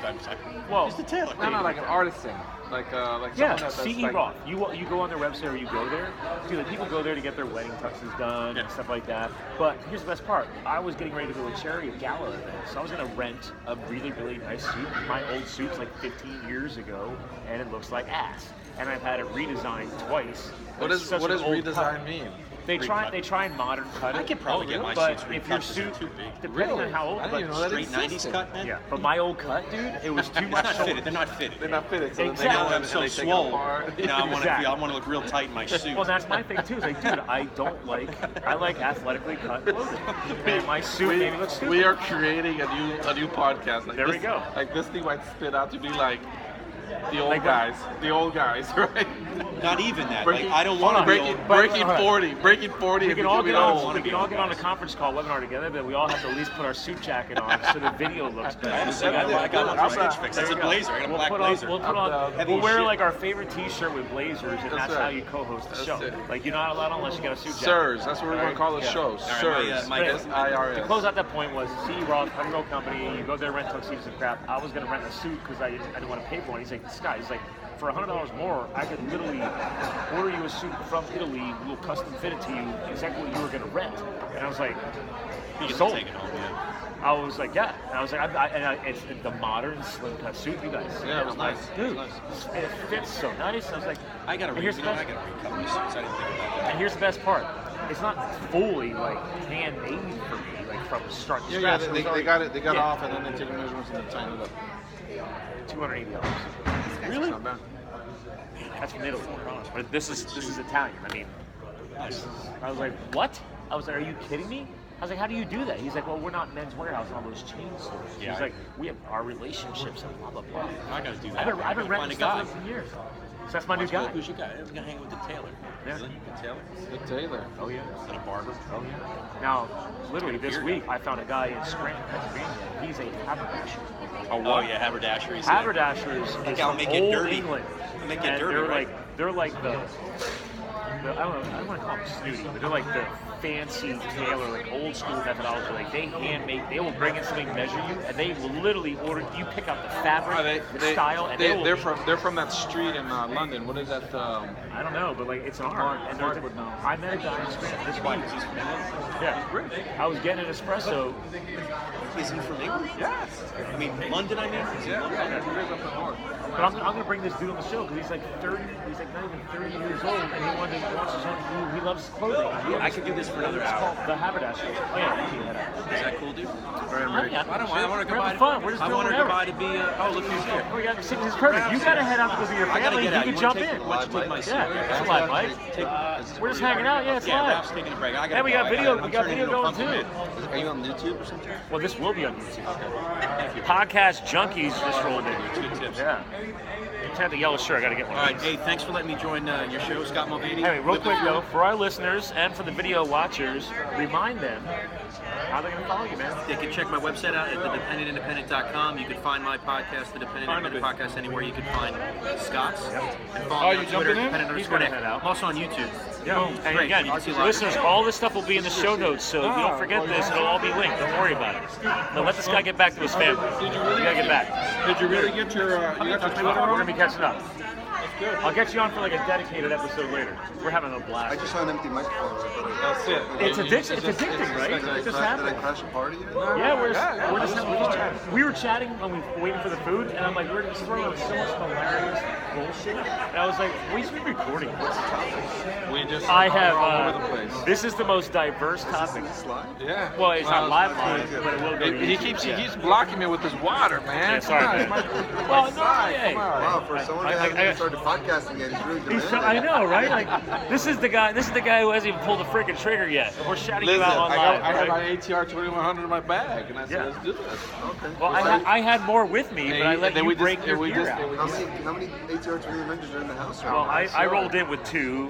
My primary mic for travel is Shure SM58, but that's mine, and I have another one in here too. So. So this is the maiden voyage on this bad boy. Well, you haven't even used that yet? No, it was brand new. We're popping his cherry on his ATR 2100. That's what we're doing. So technically, my show is about health, business, and lifestyle, and I really think we probably have hit on way more than just health, Grab a business, seat. and Let's go. lifestyle. Come on. We're going. Yeah, we'll share a mic. It doesn't matter. You need to I can hook up another mic. Should I hook up another mic? Let's do this. Hold on, guys. Keep talking. This thing Anyway, could go- so this yeah, thing with could the go fuel, big. we talk about fueling your health, business, and lifestyle. But I fueling your health, your business, and your lifestyle? Yeah, about how people challenge balance with. But today's conversation today has been like We're all we've been over talking the about fast How food. long is We've this been talking episode about going? well, we're almost at an approaching an hour. hour. How long are your episodes? About an hour. But I've had go longer. no, he declared a special It's my edition. show. I do whatever. This is a total We special. have Matt another, is off the cuff. as if the host of Podcast Junkies was enough of a surprise, we have another surprise Yeah. future podcaster. That's right. Another future. So we got two futures. Two futures. Sophia Wise one. And, So hold on. Yeah. Sophia Wise one, like Obi-Wan Kenobi type thing, like Yeah. like that is very like the Sophia the Wise one. Yeah, no, it's intense. It It's is pretty very intense. deep. Especially if you actually know that Sophia for Greek means wisdom. Wisdom. So She's it's- her family's Italian, so her actual last name is Sophia Wazzoni. But now, she decided to be like all like spiritual and stuff. And she's I knew like, it. She took a pause. So she is Sophia Wazzoni. a wise one. But she's like, kids were making fun of her in school, and she's Yeah. like, no, it's not Wazzoni, it's Wise One. yeah, no. Which sounds like really Yoda, right? So, Super Yoda. That's exactly how it happened. It was Yeah. No, actually, I'm like Obi-Wan. German, I am Austrian, Obi-Wan. adopted Obi-Wan family Wazzoni. line. No. Obi-Wan Zanoni. No one. Obi-Wan This has gone too Zamboni. far. All right. Figure skating is an amazing sport Shout that out to Tanya also Harding. doesn't get Oh my nearly goodness. enough credit for the athleticism You that it went old school. requires. Listen, this is gonna be called the Sirs because he doesn't try to. This is This Tanya show's Harding. getting ridiculous. He just And I just Tanya learned something Harding. new. Maybe I can't activate a fourth mic while I'm in the middle of a recording. It's Oh, not really? activating that channel. I That's like fine. it. We can pass mics around. No, we've been bonding. We've got like a heart connection. Anthony, you want to bring in Podcast a junkie, stool? We got space right here. What you guys talking about? We just. I have no idea. It's everything. This is one of the most eclectic episode ever. We have changed subjects so many times. We're all over the place. My listeners are gonna be like, "What the hell is going on at MAPCON?" When you come to a this is podcasting ADD conference- at its finest. And real quick, I'm also Listen. doing a video that will go on We're YouTube. gonna do a So tag team. I'm gonna take a quick break. there he is, Yeah. Anthony in the house. So we're gonna So- do Take over. we're gonna do like a Pop in. medical diagnosis here. If you could follow us, and you're following and tracking within the last hour, you might have ADD. If you're completely lost, Yes. you're a little normal. Are you listening to our listeners? Yeah, And- he just and- called and us you- out. yeah. If you have to be able to keep up with all of this, You might I'm have. really impressed. Yeah, I think Yeah. you might have And you ADD. really have probably come home to a number of good company. I like to refer to ADD as kinesthetic, non-linear, creative thinker. Oh, I love that. Uh-huh. Yeah. Yeah, that's ADD is what we way are. much easier to say. Yeah. Big words. I know. I was just saying, I you know. just dropped some serious I just have vernacular. some serious Okay. vernacular. FYI, she's a teacher, so that explains a lot. Yeah, you know, that's what I do. That's what I do. That's, Wise one. She is the wise one. Oh, yeah, there we go. That's right. That's She part of your brain. it's Well, yeah. no, that's her name. Wise one. Yeah. I'm Sophia. It's Wise branding. one. Yeah. At first I thought that you said the, but there is no the in there. It's No. Sophia Wise one. No, people often do that, Sophia the Wise One, to which I am not going to jump in them and be like, no, don't say that. I just let it, it's like, You just it's let it enough be. to just say, my name is Sophia Wise One. And I'm And real quick, because this is totally off our normal Wisdom design, wise but, like, did you already bring in at least how people can like find you, because now they know who you are? But I know you don't have a show yet. But I mean, Listen, our listeners who- SophiaWiseOne.com. I'm Okay. there. There we I go. got blogs, I got videos, I got I want to make sure that people at least blogs. understand who our co-hosts At are. Instagram, wow. Yes, we are nailing today. At At Instagram? Sophia Wise One. I'm on Instagram, I'm on I mean, that's like. That's good. That's Very smart. Yeah. You have to be consistent. Like, with is your that brand. real? Is that Oh, real? I've been doing this shit a long time. By this shit, none of you know what that is. I've been doing the shit that I do that you don't know about. Yeah, she's not new to audio. She's just new to the podcast. To the podcasting Oh, is aspect. that what I've it been, is? yeah. Oh, I thought you were told yeah. new. No, Oh, you I'm rolled not. in here No, like I've you been. own that mic. I was like, oh, that's pretty cool. Yeah, no, hey, not the first mic in my life. Oh, really? You know what I'm saying? So it's No, like, She's not a version to the mic. M-I-K-E. actually, not the first. Wow, are we gonna go there? Not the first mic in my life either.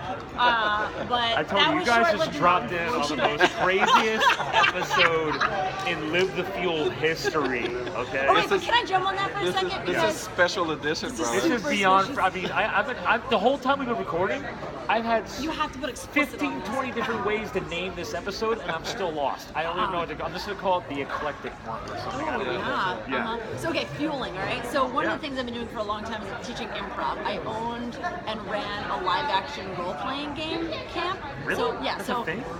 So the LARPing. So many things. So many things. So it's like D&D, but in real life, or Lord of the Rings, but you're in Really? costume, and it's like Ren Fair, And you- but way more fun And you because actually have to play it out? yeah, you play it out. It's like 2 hours or 4 hours or 6 hours. You get in costume. No way. Yeah. So I did it as a teenager. Where do you do this? So I don't own the company anymore. It's called my babe and crew that we did. Owned that company with 30 people, by the by. Don't recommend that. I love y'all. Okay. Wayfinder Experience, wayfinderexperience.com is the summer camp geared towards teens, 12 to 18-year-olds.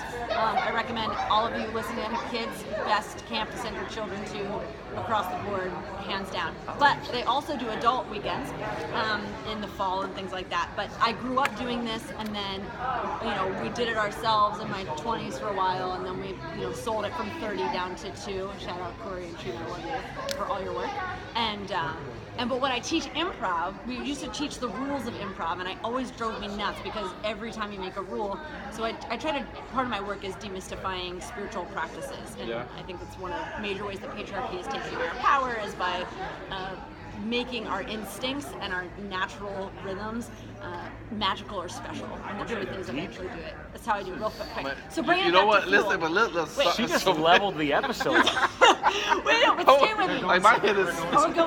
We're yeah, going yeah, somewhere. yeah, All right, thank you. we're gonna let it go. Yeah, I don't want Okay. to lose this. This is a So, good flow.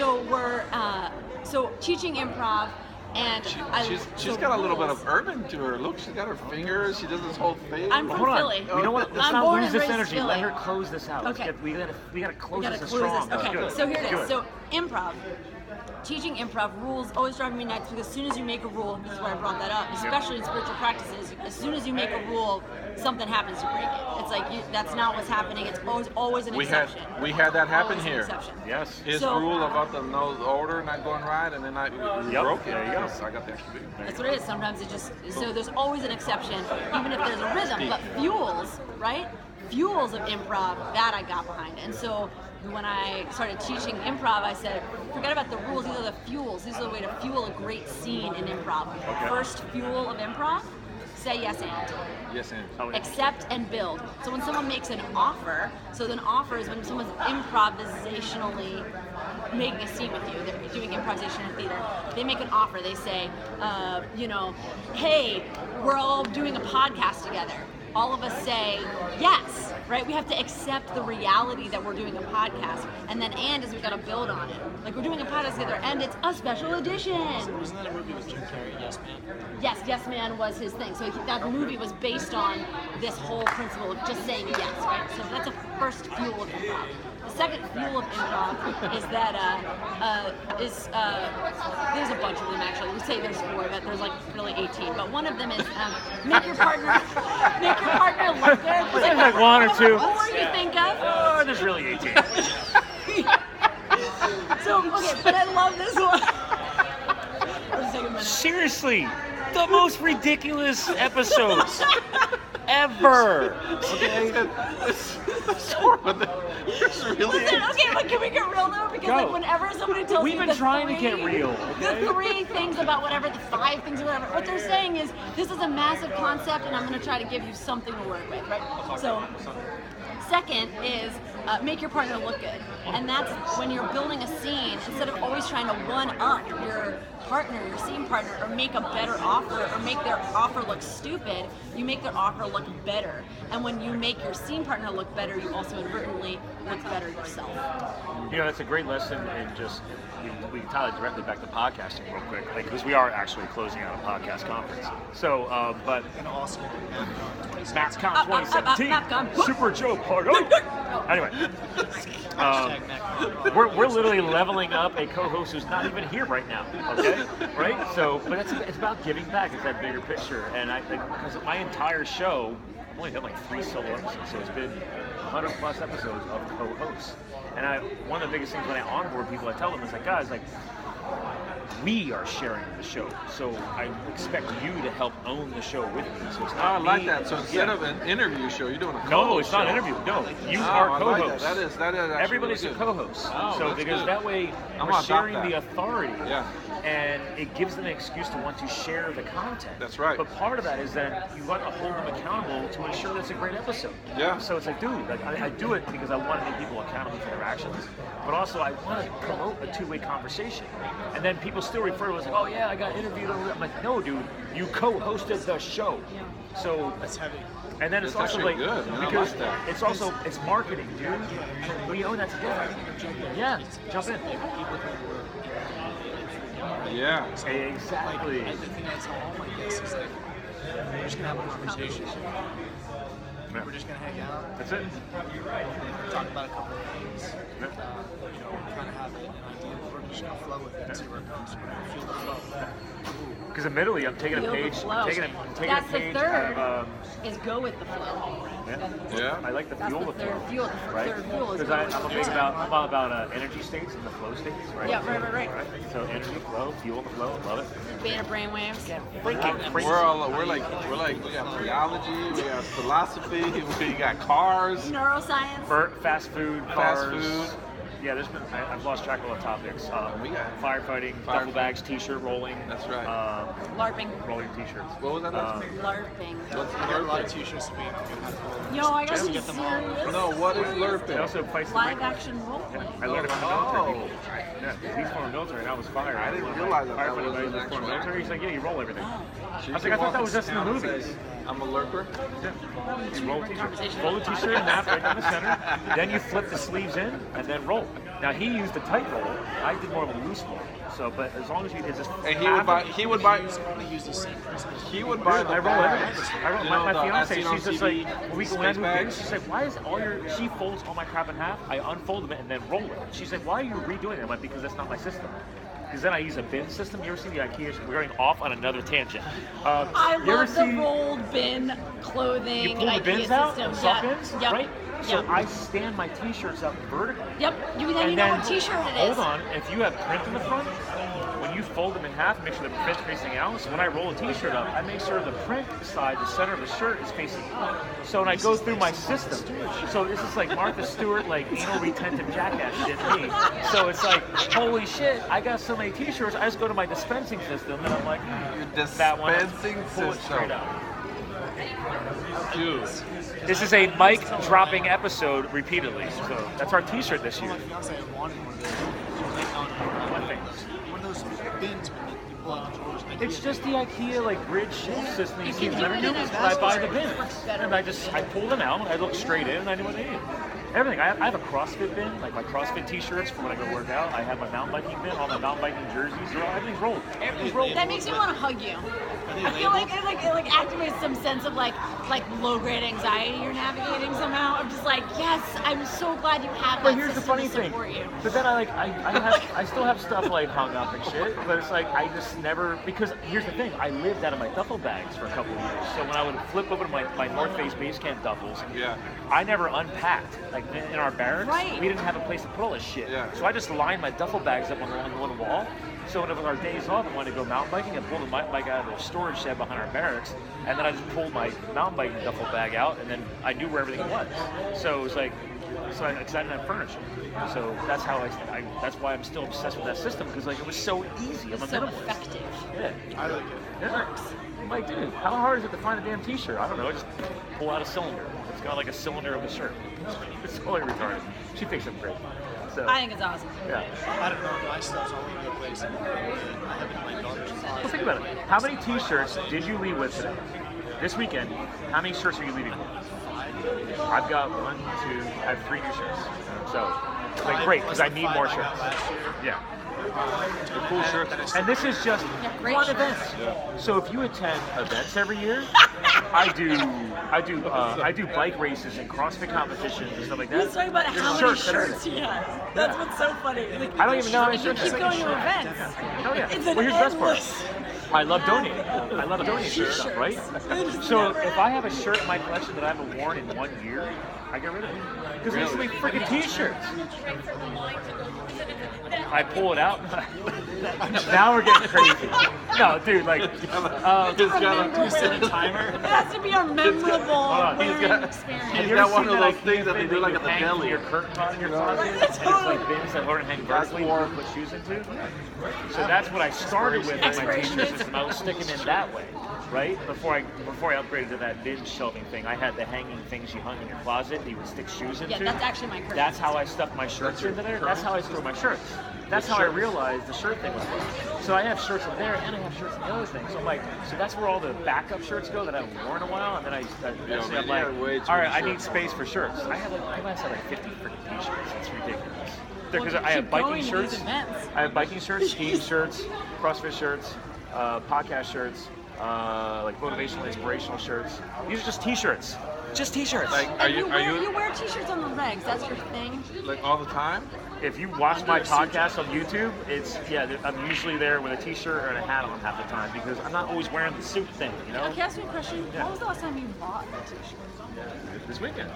You bought one of those Wait, hold on, T-shirts? did I? Oh, my jumper was free. Oh, maybe I didn't buy a shirt this weekend. But when I do events, because shirts are included, like I feel it's Right. guaranteed swag. I already bought my It's a Nike guaranteed Pro. swag, right? So we technically did buy our shirt. Right? We bought a For shirt. the registration. But we really bought. But what I we love really great bought. shirts. We really bought was knowledge. MAPCON knowledge. Well, you know, Right? if you That's sign that. up an hour before the event, you don't get a T-shirt. He already explained that earlier on the episode. So, yeah, he was literally sitting here with Mark Aspic at the event. I know. Yeah, that was I know, hilarious. that's how we I just met. learned about that earlier in the That's how we episode. met. It was a sad I was like, moment. you know what's met. hilarious when Man, you. I was like, this guy's so nice. I'm not gonna let him get this ticket. Should I give him my ticket? And it was a very weird time. Awkward. It was I all don't right. want you either. Because you're. Well, because you were running the I bought my check-in ticket. table. And then I was at the check-in table. You're here. Oh my God, can I sleep in the So back? you put him in a really awkward position. No, He didn't do that. He just showed up. I just showed up. I've been That's busting called his balls projection. all night. Let me go with it, okay? My In the me, end, my the- me. You I know, didn't know it was a thing. Anthony, I didn't know it was a thing. you did kind of like looked at the printed tags that look all nice and neat, and then you Dude, looked he at the marker. reorganized those tags. And you looked talking at the about me being marker, anal? and then he looked at every the time I came out marker. for a bathroom break, he's doing another reshuffling and organization. Those are the most organized check-in table ever. So solid work, sir. When you step up, you get it done. He just looked at the marker and They're kind of looked at me like alphabetical he just saw me and he just looked at the marker and kind of looked back at me and he said, "Get to the marker." And I just like, I wanted him to have a printed one. It just didn't. it didn't work out. next year we're gonna have. You know what? I think it's just have a printer in here. Yes, I might just buy my registration here right now. But no, just in case, because stuff happens. Your thank you. They have a code. They It's have a an office. discount if you buy it in the next hotels 48 have hours. office support. Did you notice how I even asked? What are they talking about? I also was curious. I was like, Well, what I'm saying is, if they have a decent color printer here, because not all hotels have Come color again? printers. There's color printers. You don't have to bring a printer. Just bring the template. I have to buy Go to the tickets office center. for something in September 2018. Customer service. How does that even work? I think so. Yeah. I'll forget There's been a lot about of money spent in this weekend, Not right? Like we're racking up bar tabs. and everything else. I mean, the event business. I see that you had a writer as Yeah. well, so you must have bought your tickets late too. No, we don't. Sophia Wiseman is not the name on my bill. The girl's very entertaining. Yeah. So, Because of her energy or her ability to I want my consume. name. I want my She is. She's committed to her craft of craft beers. Yes. So they printed out whatever they printed I out. can't stand this. We're just having two different conversations. Yeah. How this ends up in the end track, I have no idea. knows? I mean, here, real So quick. your brain just can't handle it or what? No, Here, I mean, real quick. I just. Podcast lesson. Just in case, because you never know what, this is just lesson from tonight. Yeah. Plug in all of your microphones ahead of time, because once you start it, you can't start a partial track. That's why I wasn't able to activate my fourth mic. I should have left a fourth mic sitting here with it turned off for when you showed up. So I owe you an apology as a random drop-in guest co-host. crasher. Right? She's a You podcast crashed it, and I crasher. should have been ready for the crash. I'm a pod crasher. So I'm calling my shit out. I really failed. I failed for podcast crashers. Right. I had to turn him into a human boom arm. But you're putting in the reps, right? Well, I am. Yeah. Take a look. I'm pretty vascular. The podcast is over here. I mean, I know the listeners can't see us, but I'm pretty. Like, This is Look at that forearm. Look at that forearm, man. I see you being a good That's blood donor. curve. You know, like they a can Popeye read. forearm. Yeah. Nurses get off of my veins, dude. Yo, me too. Is that like a thing? thing? It's a No, thing. I'm just saying. Is that all of us? Oh, yeah. Nurses don't do. When I go to They donate love blood, it. Oh yeah. their eyes light up. They're just like, Come on. They're like, oh, you're Here we so go. vascular. I'm like, is that a thing? And she's like, we love chicks people dig like it. that. I did. I just slapped. Come on, show them the good ones. There it goes. Okay. So right now, for our listeners, if you're not watching the YouTube feed, they're literally slapping the tops of their hands. Like you would see in a movie when you slap your bicep or something, they get ready to shoot up like for drugs or something. Like you got to get your vein popping. That's not- This is not There's drug a lot of related. We are a serious- healthy, focused podcast. She's talk just. about donating blood. She wanted to show I do off it her every 8 veins. weeks. Every what? Thank you. You can do whole blood every 8 weeks. I think I do as well. 8 weeks. I call it changing the oil. They come to my job. So yeah. There you go. Outside, right, mobile. I love that. If it's ever happening where I already am, I almost always do it. But making that one extra step, that's maybe this is a moment. Here, everybody. I'm actually commit. due again, so on Monday I think commit. we go in and donate. Yeah, there we go. I'm gonna donate Check. blood by the end of October. Do you know what the sad part about it is? I'm O positive. Yeah. Are you not vascular enough? I cannot donate blood. Can't Why? donate blood. Yeah, because I served. I went overseas. Like permanently? Yeah, I Or think I think so. there's the checklist question that they always ask me is it usually has years of science. But When you Except for find certain out, things. yeah, certain areas. yeah. Oh, interesting. Yeah. See, I got to double check on that because I'm Check on I'm it. going to South Yeah, let me know, Africa 'cause in November. I got I'm O like, positive. That's the universal blood, right? yeah. That's like the. No, I thought you were going to say Platinum. something. That's like the O gold. negative. That's the O platinum. negative. I think O negative is the plan. No, like my fiance's That's O the negative. gold. They You're the one stalk that's her. platinum. I thought- I Like was just the gold. day she becomes ready to donate again, Yeah. she's already getting a phone. Yeah. I was like, "Where's my phone?" She's like, "They don't call you." I'm like, "Well, they used to, but you're O I thought he negative." was going to read religious direction, to be honest with you. Nah, I'm not very religious. But that's interesting. I would probably burn in hell. No, just kidding. I do a lot. I'm a little anemic, so I gotta like make sure I have the right iron count. Oh man, I've been turned I away roll- where I'm like, take my blood, So- and they're like, your blood's not heavy enough for us. Real quick frustration. They test it. They prick you, and then they drop the blood. They drop a Yeah, you do an iron test. iron test. Yeah. Yeah, and then if it sinks, it got some weight to it, then you're good to go. And Now they don't even do that anymore. They don't. They just do it. They just They take got a it. special like electronic thingy. Oh, they scan it. I don't know. They just, I think that's a light wave. I don't know. thing. They You wanna know no what the longer future prick of my medicine finger. is? They don't prick the finger anymore. Yeah. It's impressive. Wow. That's great.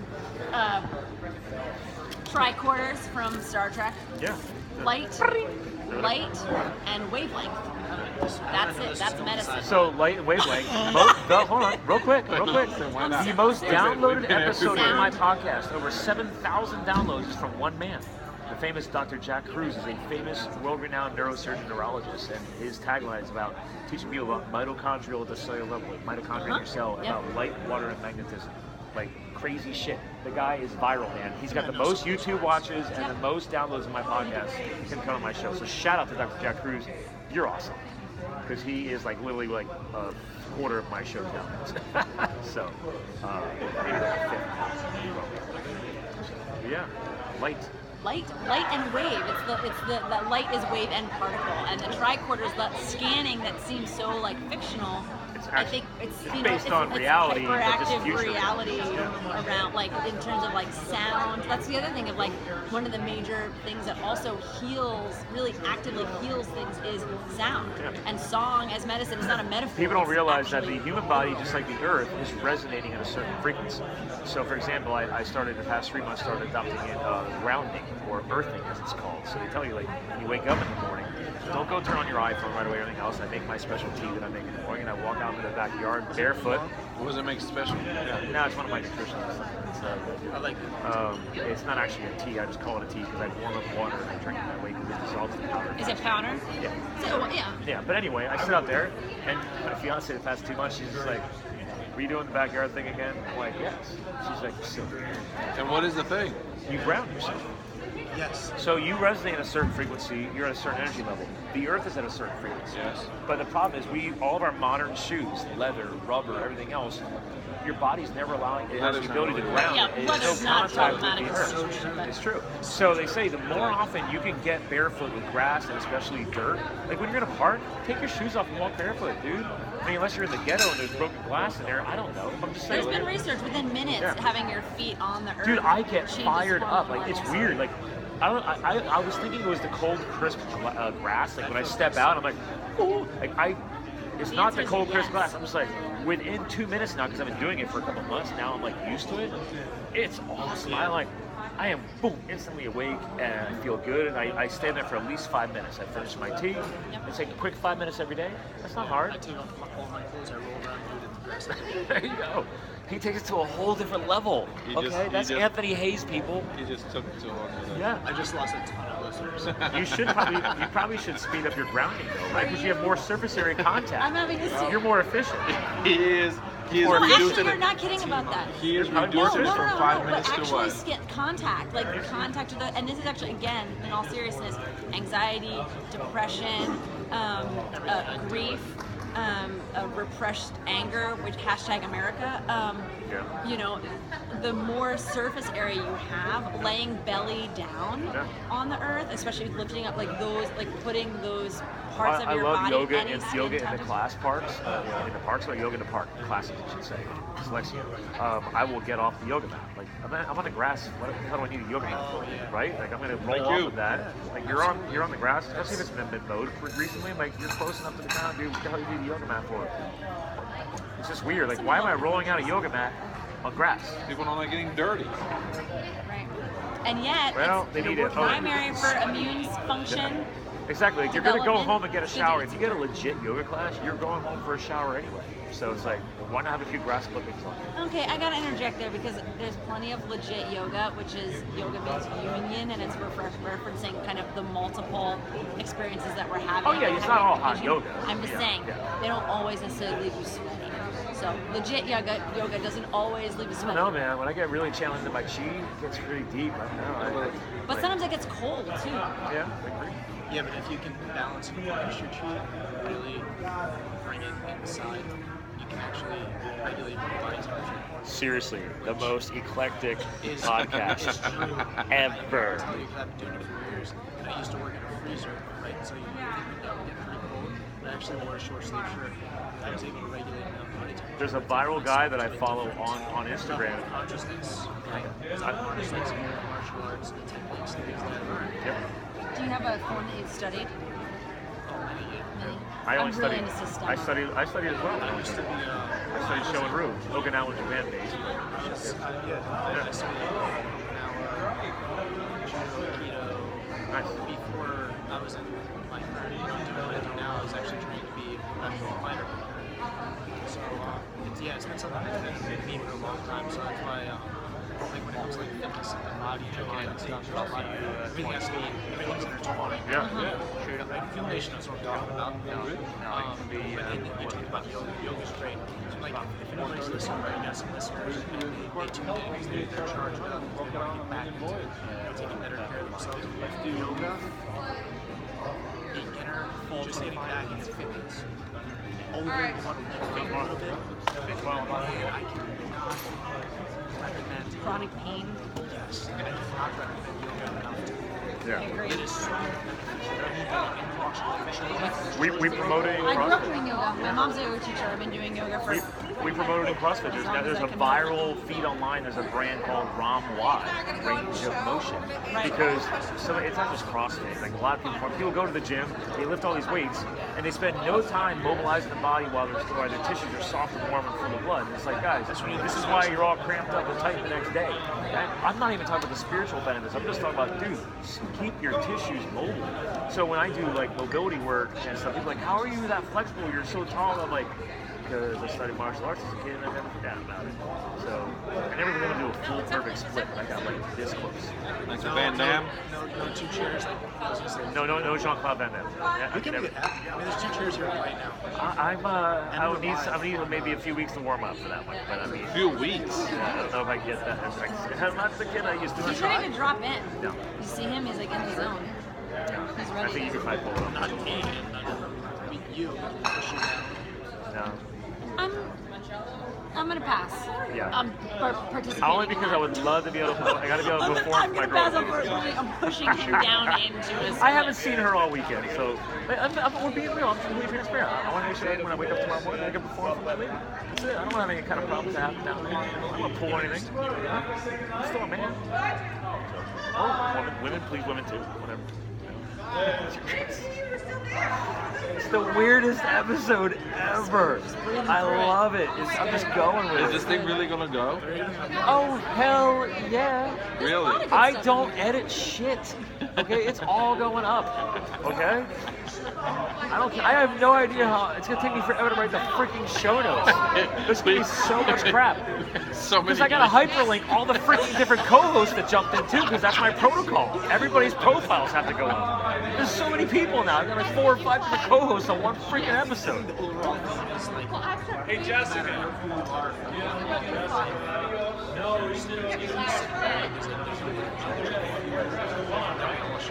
Yes. And it's all about how you choose whatever fuels you, man. Make it work for you, your life, your lifestyle.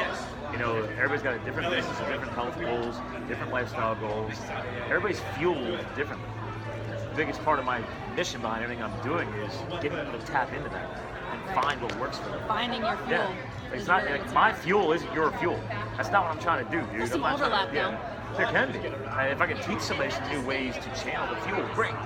But it's like the biggest thing, like what you're saying is like, dude, just find it, make it work, and it's gonna change throughout your life too. That's the other thing. It's a constant metamorphosis. That's what we spoke about last night. Did you say donut? I could go for a donut right now, but I don't think I'm talking about fitness. I don't think that applies. It's not good for your leptin and ghrelin hormonal balance. Because I'm drinking Now, I don't remember. Fueling the body properly, fueling the spirit, whatever. Look, you want some fuel. chips? I got some spinach. Finding what fuels us, the exploration. I'm like, I just like throw a grenade and just like, there you go. walk away. Tell me, man, you're gonna have a fun show. Yeah, I'm still thinking about I'm gonna get out of here. Yeah. You know what, listen, I think this is a great way to bring a very ridiculous show. The good thing is this is the second or third 90-minute long show. Wow. So it's not like we haven't done it before. All right, I'll allow it. She's crazy. We'll name drop donuts. Crazy, I don't play that Don't game. eat them. I'm one of the sanest people you'll ever meet. Yeah. Just But anyway, for the record. so bringing this show to a close, guys. this was another, not another, this is the most ridiculous, most eclectic Live the Fuel podcast episode in history since we launched the show. Yes. We've had a Dave, blast. come up on the air. Come on, we He's got the best the one. Dave. Everybody's here. I want to thank you for being my co-host today. Oh, thank you. I'm just providing a platform. That's all I'm trying to do. Look, we got Dave So, rolling in. hold on a We second. got Before we close another this out- co-host rolling in. Dude, we're It's- setting a yeah. whole new record for how many co-hosts you can cram into one freaking episode of MAPCON 2017. This is the problem when you have all Here the you go. toys. There you go. But Look, hold this on. is What you this guys is the don't Sir realize, I gotta Made in turn this a little Voyage on bit. my ATR 2100. Excellent. All right. This is the The. Dave Jackson joining the show. I mean, this is like legend material right here. Not man. just a legend, the guy's shirt, hashtag podcaster, man. I'll show it off a little bit. There you go. For the YouTube guys, look at that. All Oh, right. you got the Dave Jackson? D.J. Jackson Jackson. is on my show right I'm now. sitting I don't with understand. Dave I Jackson. wish I I don't could even get have Dave a on my show. podcast yet. We're and not I'm we're not sitting joking. Like this guy is like You a want freaking to- legend, and he's inspiration, and he's just has taught us all so much in so Oh, many we're just different ways. recording So. and having a great time. But have you been having fun, man? I've been having a great time. Yeah. I get to meet new people like you. I've never met you before, and all these other We were here people. last year. I just really didn't get a chance to hook up. Is that it? Okay, Yeah. cool. I just launched last year this week, so There you go. That's even awesome. And you're still going, which is great. yeah. So, I'm from Virgin to 108 episodes. and I love it because I get to talk to people who are just getting off the ground, and that refreshes my memory of what it's like to be in their shoes. Yeah. So, Because how many years has it been now? 12. Wow, since 2005. Wait, who's got to be whiskey Pay pass or you? attention. Which one's longer? I'd you have guys are to- both 12. I've had to ask him. I started in April. I think he said Okay. November, so I think I've got it. Crazy. And he's all about whiskey and scotches and bourbons, Yeah. and you have created the school of podcasting. That's it. The I school. mean, the school. Not a school. The The school. Yeah. I gotta tell, I tell people all the time, like, people are like, what'd you do to get started? I was like, I don't know. I studied all the greats. Like, that's what you do. It's like, I studied you. I studied a few other people I'm not gonna name because they're not here today. You know, so like, I just started picking and choosing content, trying to figure it out. And I will tell you, quick lifestyle hack, guys, is find the websites that come up really easily because usually they've been around longer and they have a crap load of content on it. Because like when I found your site, I was like, I just started hitting a search. I was like, okay, he's got answers to pretty much everything. Because you've had 12 years to build the content. That's it. And then the problem you run into, I've only had to delete one. I had one episode that had everything that was in it was gone. Like there was a thing that was very much like SoundCloud before SoundCloud called InterTube, and it had gone out of business. And I forget there was something else on that episode that was no longer in business. And that's the only episode I went back and just deleted because there's no point having anybody listen to it. I don't, Really? Yeah. So I didn't want to waste my listeners' time. So that was one I pulled offline. But everything else is up there. You've never pulled, is that the only episode you ever pulled? That's the only one I've ever pulled. I pulled one, not from the School of She wants to get on the Podcasting. mic, I think. I did an episode. I do a show called Building a Better Dave, Okay. where I used to talk about what's going on. It was the show that I could talk about whatever I wanted to. Yeah, complete freedom. Right, and I had. I think that's back up now, but I had done an episode when I first started the show. It was going to operate blue. It was going to be a little edgy. And so I asked the question, this is just me being weird and wacky, that if Amish people have no electricity, does that mean there's no Amish porn? And then I went into all these Amish-related double We just entendres. took another Holy twist. crap, that's ridiculous. Is this a G-rated show? Once, on no, the oh hell no, we field. saw all kinds of shit. Once again, guys, the most eclectic podcast episode Do Amish ever. have porn? So then it was things like, is that So what was the answer? So then it was like, there isn't. But I'm like, but They're what really if, Zen koans. but what if they did? What would it sound like? Contemplation. Right. So then the question is, what would it sound like? So it'd be like, oh, Zebediah, I see your barn is raised. And then, churn my butter, plow my bean field, all these other. The best part is, So- most of my father's and my brother's customers are all Amish Wow. men, Right. So because they're cattle brokers. So it gets better. So I'm up there, I'm doing the little blue edgy thing, and then I start dating this woman, and it finally gets to the point where I get to meet her kids. And so her daughter at the time is 16. It's like, oh yeah, this is Dave Jackson. Oh great. So what does the 16-year-old daughter do? She Googles Dave Jackson. Oh dear Lord, and this is the episode And she that's finds. the episode she finds. And who did she then tell? That's right, Grandma. Oh really? Yeah, so that was an episode that And did Grandma listen to this episode? Grandma thought it was actually funny. Yes. Awesome. That's- Grandmothers are awesome Yeah. that way. Because But- they reach a point, like my grandmother never swore. Yeah. Now, a cussing sailor. Yeah. Like they reach a point where they just don't care. Yeah. And So- they get frustrated easily. Yeah, so I don't recommend doing podcasts where you talk about your family, especially if it's in a remotely negative way. Oh no, because- we love her. It's hilarious. It's Yeah. quality entertainment. Yeah, so, Yeah. but no, other than that, that's the only. And she doesn't even know what a podcast is. That's it. That's the beauty of it. Exactly. So, Yeah, we love her. And it's entertaining. Yeah, so we don't have to worry about flipping anybody off whenever like she's riding in the car, and like if somebody cuts us off, I got somebody ready to go. She will take care of everything. Nice. So yeah, she jumps in. She's got the verbals. She's got the hand signals covered. I was like, this is great. It's like I'm outsourcing my my frustrations with poor driving skills. So, but that's a great freaking story, dude. I didn't know that. So clearly you learned an amazing lesson from that. I've learned that. What other lessons have I learned? Not so much me personally, but like there are free media hosts, and I've seen 4 come and go. My favorite one, there's one called Podango. And There's a creative name. And they emailed everybody. Where you hosted? I think it was a week and a half. It was right after Christmas. Yeah. So it was like December 26th, and they're like, oh, by the way, we're not making it to January 1st. So if you're moving, you got to move now. We're out of here. And it was. So long story short, there you guys clearly did not have your shit together. Yeah, You're a fly-by-night operation. Well, any kind of free media host, and there's one now called Wooshka. There was one called Pinecast, which now is charging. But anybody that's doing it completely free. Bandwidth is not free. It's just not. No. It's not It costs expensive, money, but it's when you get enough people chewing it up, it adds up. And so people kept doing this, and they're like, oh yes, and when you get enough downloads, we'll get a sponsor for you. Yeah. So, and then that's how they're going to make their money back. Well, the problem is when you get somebody who finally gets enough sponsors, what do?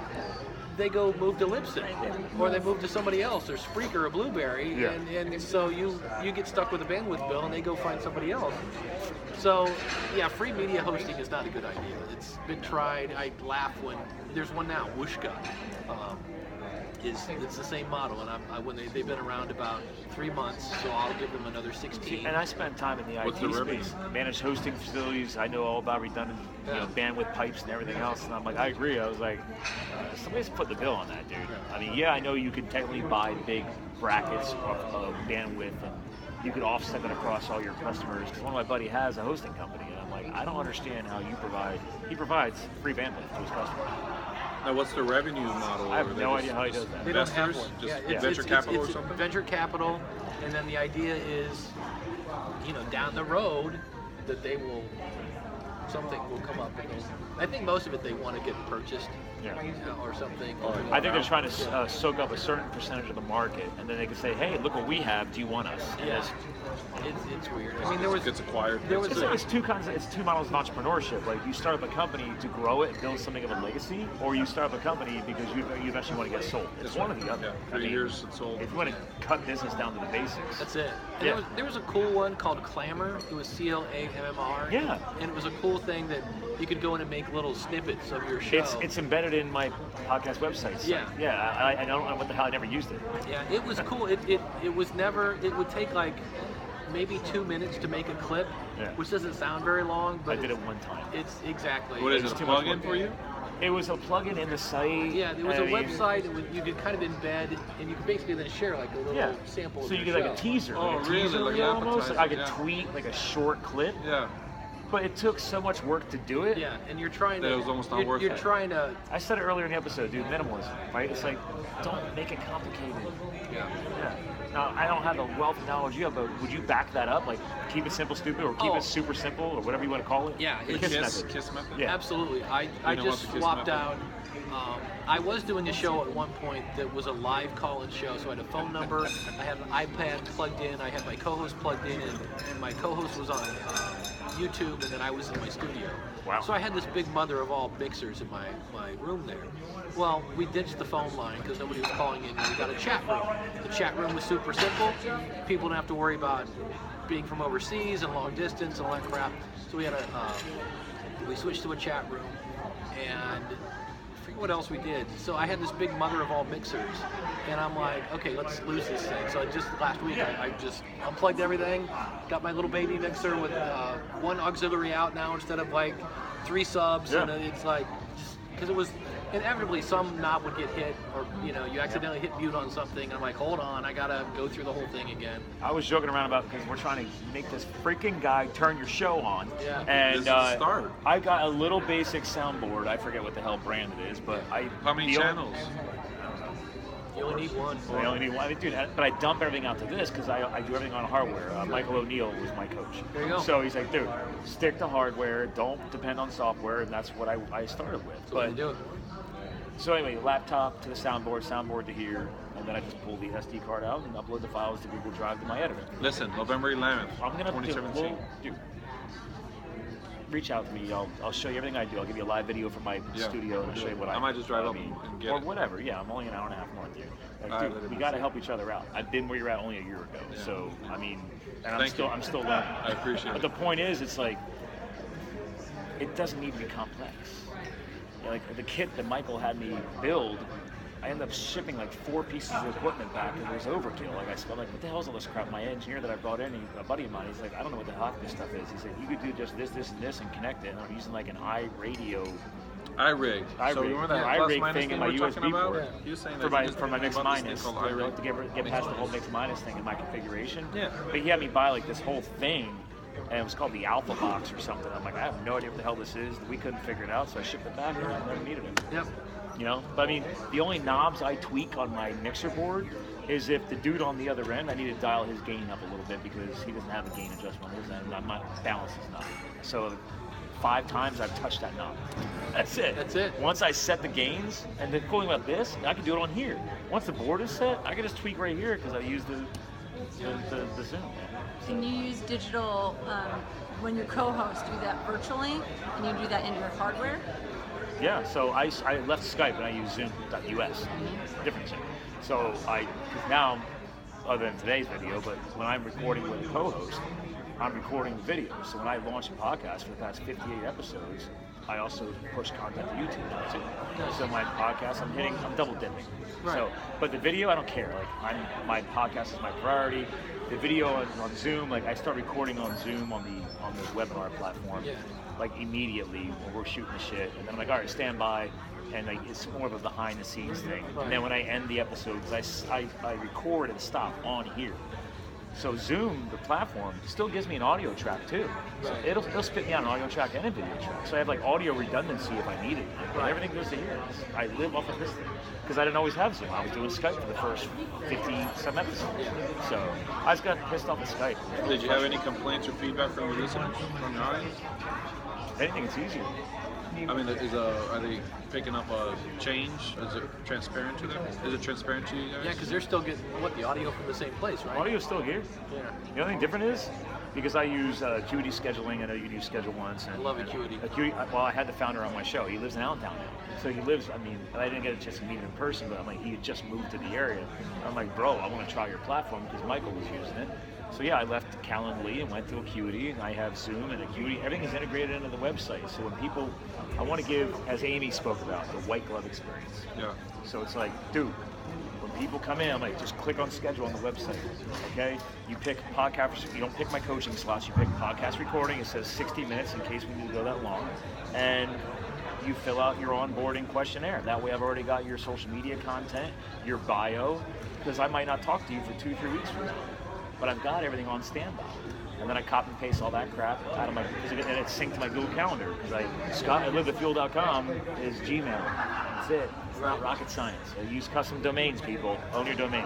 Yeah. You know, it's stuff like that. It's not. So the fill-in information just gets sent to you via email. Is that what it is? It just gets populated. That's it. Yeah, I get an email from Acuity saying, "Hey, someone booked on your calendar," because that's the other thing. I don't know my calendar. I'm so busy. I'm like, guys, you have to go there. I make everybody go there now because I don't know what's going on. Oh, I see. Everyone uses my Yeah, scheduler. and the beauty of it is that in Acuity, I can lock out when I want to do my podcast recordings. You probably do the same thing. Like, you know what? From a lifestyle balance, guys, we talked about this. I was like, I only want to have to co-host with people on certain evenings. So I'm like, great. That is all I'm going to unlock in my calendar, and those are the only time slots I will ever talk to them. I don't care what the hell time zone you're in. Now, if it's something special, I'm the host of the show. If I want to open up a slot and let somebody in, I'll let somebody in. But now my life is more balanced because I know if and when anybody's ever going to book a time on my show. There's only certain evenings they could potentially book me. And I open up some more time on the weekends. Yeah. And the thing I'll show you, man. It's about control. Yeah, it's about I like time that. management because Yeah. it can become overwhelming very, very quickly. And that's why my action is what we were talking about yesterday. That's where the lack of action happens, because I'm like, I don't know what the hell I'm doing next week. How am I going to schedule people? And I will tell you right Right, now, you thanks to me decide. doing this, Right. thanks to me integrating all that stuff and figuring it all out and how to sync it all and all that crap, once that was done, Yeah. I started with the podcast recordings. Then I was like, oh, you know what? I've been wanting to launch coaching time slots, and I have a nutrition business. I'm like, you know what? I'm going to launch that in there too. So now I make everybody go to the website and use my schedule link because I don't want to have to text or like, oh, when are you available? I'm like, go look at the schedule. They Facebook message me, go look at the schedule. Oh, really? I'm like, I send Constantly. everybody to the website. Plus, I'm driving traffic to my site. So. And the thing I love about Acuity is if it's a consulting call, they can go in, immediately charges them for the You can, for the you can thing, enable billing. which then integrates with FreshBooks and automatically puts it in. As See, I haven't started using that yet. Yeah, I haven't synced to, because you can do PayPal, right? Yeah, you can do PayPal. you can do PayPal or Stripe. Yeah, so you can do PayPal or Stripe, but admittedly, from managing your accounting, managing your books, you know, I've had a few financial mistakes over the years I had to learn from, but that's a smart idea. I didn't know you can even do it fresh. So that way, Do you have a it's system you use? Well, you ever heard of the famous Michael McAllowitz Profit First podcast? He's in North Jersey. Profit He's a First, yeah. best-selling Profit author. First. I've, as of 6 months ago, I've fully implemented his Profit First methodology, which it flips the old school accounting world completely on its ear, because there's so many entrepreneurs out there that don't actually enjoy what they're doing because they feel like they don't pay themselves. So his whole system is based on the fact that you set up different accounts. It's like the old envelope method from your grandmother's days. But you set up different accounts. And one of the key accounts you have to set up is your Profit First account. And you set it in a bank you don't have a Visa check card access to, blah, blah, blah. And you only access that 4 times a year. So at the end of a quarter, you give yourself a distribution. You're giving yourself a bonus. And you have to spend that money on something fun. All you of don't, it? Like you No, wipe it down? you Zero? don't have to break. It's up to you. Or you can let it sit there and bank up. But it has to be something that has nothing to do with your business. Like I only set aside 2% of my income in there right now. You can adjust whatever you want because I'm wiping out debt and other things. But like now I know there's always going to be a fun fund for something like a spontaneous B&B trip with my fiance or something like, hey, you know what? There's money sitting there. But I have a taxes account. I have an education and conference account now. So I'm like, hey, you know what? I want to go to more events.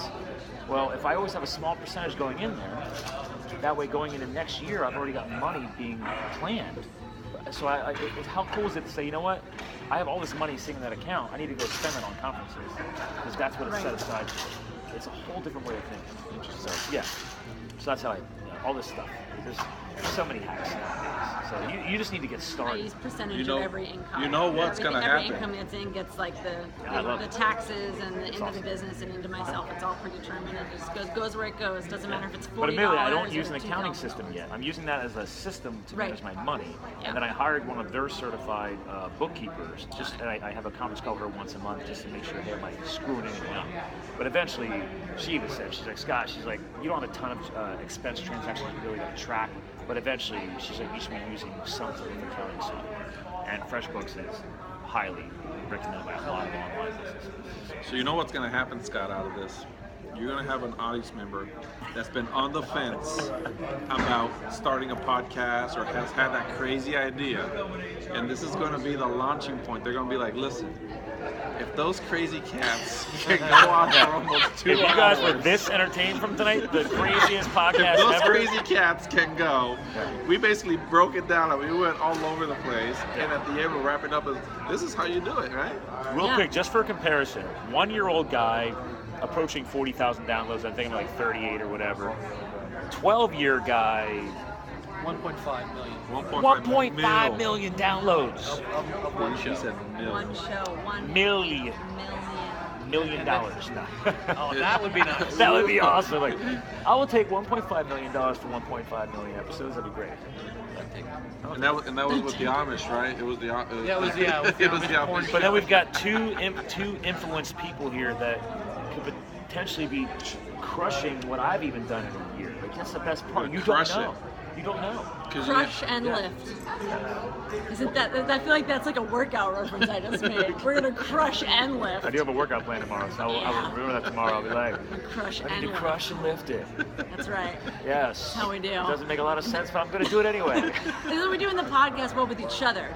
Crush and lift. Crush and lift. That's right. I'm going to be listening to this podcast so many times now. This is gonna be I listen fun. to all my episodes anyway, but I'm going to have to re-listen to this thing so many freaking times. It's Yo, gonna but be I will say this before we jump off the. We already did. I'm gonna jump back to it for a second. Yeah. I resisted for years. I'm like a, healer, hippie, lovey, touchy.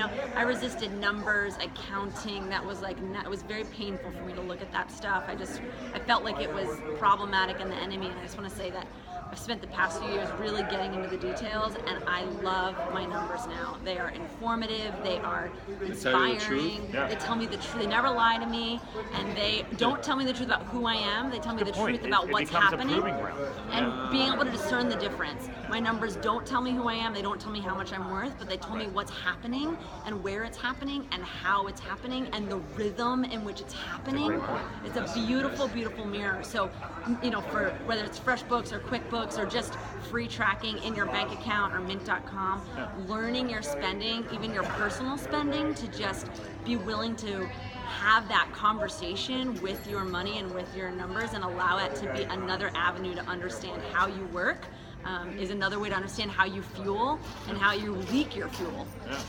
That's mainly because you're like, oh, where are your downloads at? I'm like, mainly I don't really track it that much. I don't need it to make myself feel good because I'm having a blast. And I told myself I'm not going to worry about monetizing my show until I'm at least a year into it.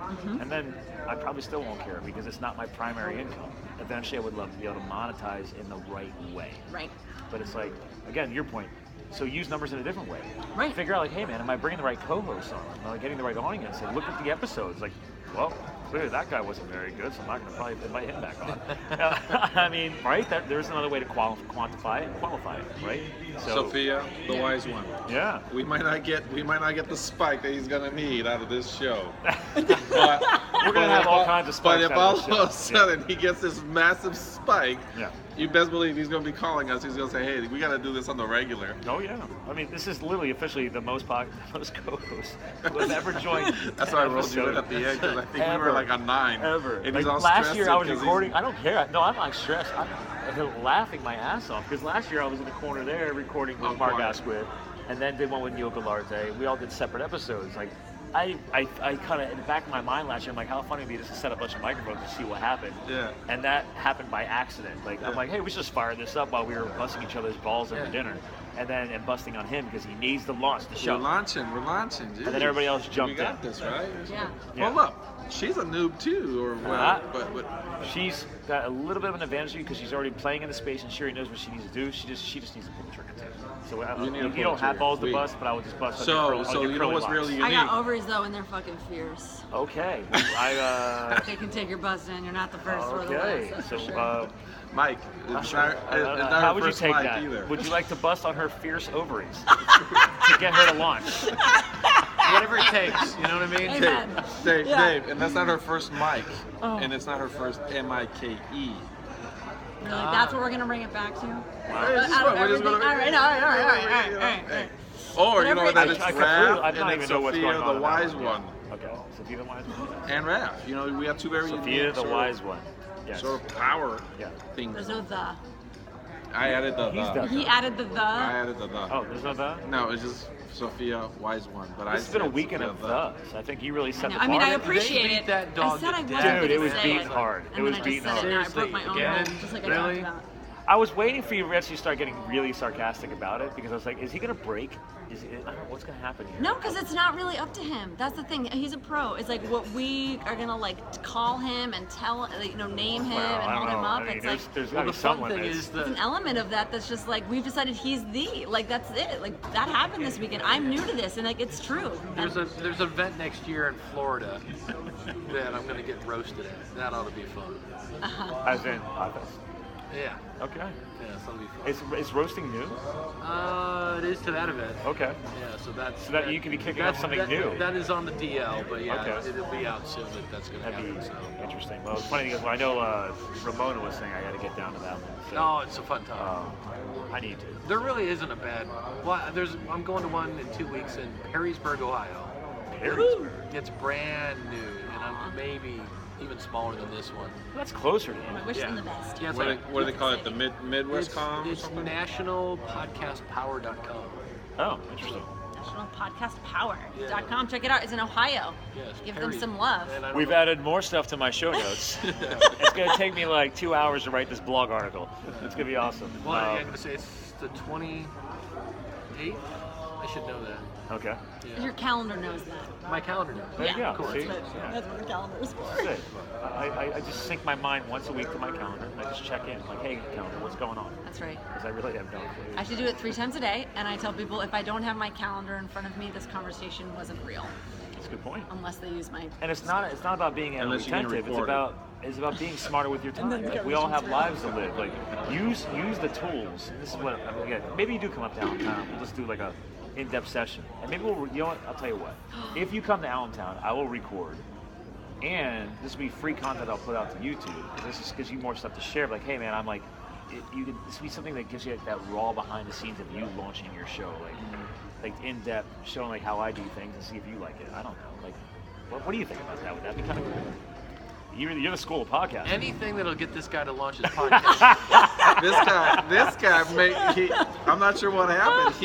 I still have to find it. He did a 2 a.m. live feed after we had a conversation yesterday. Did you call him out last night?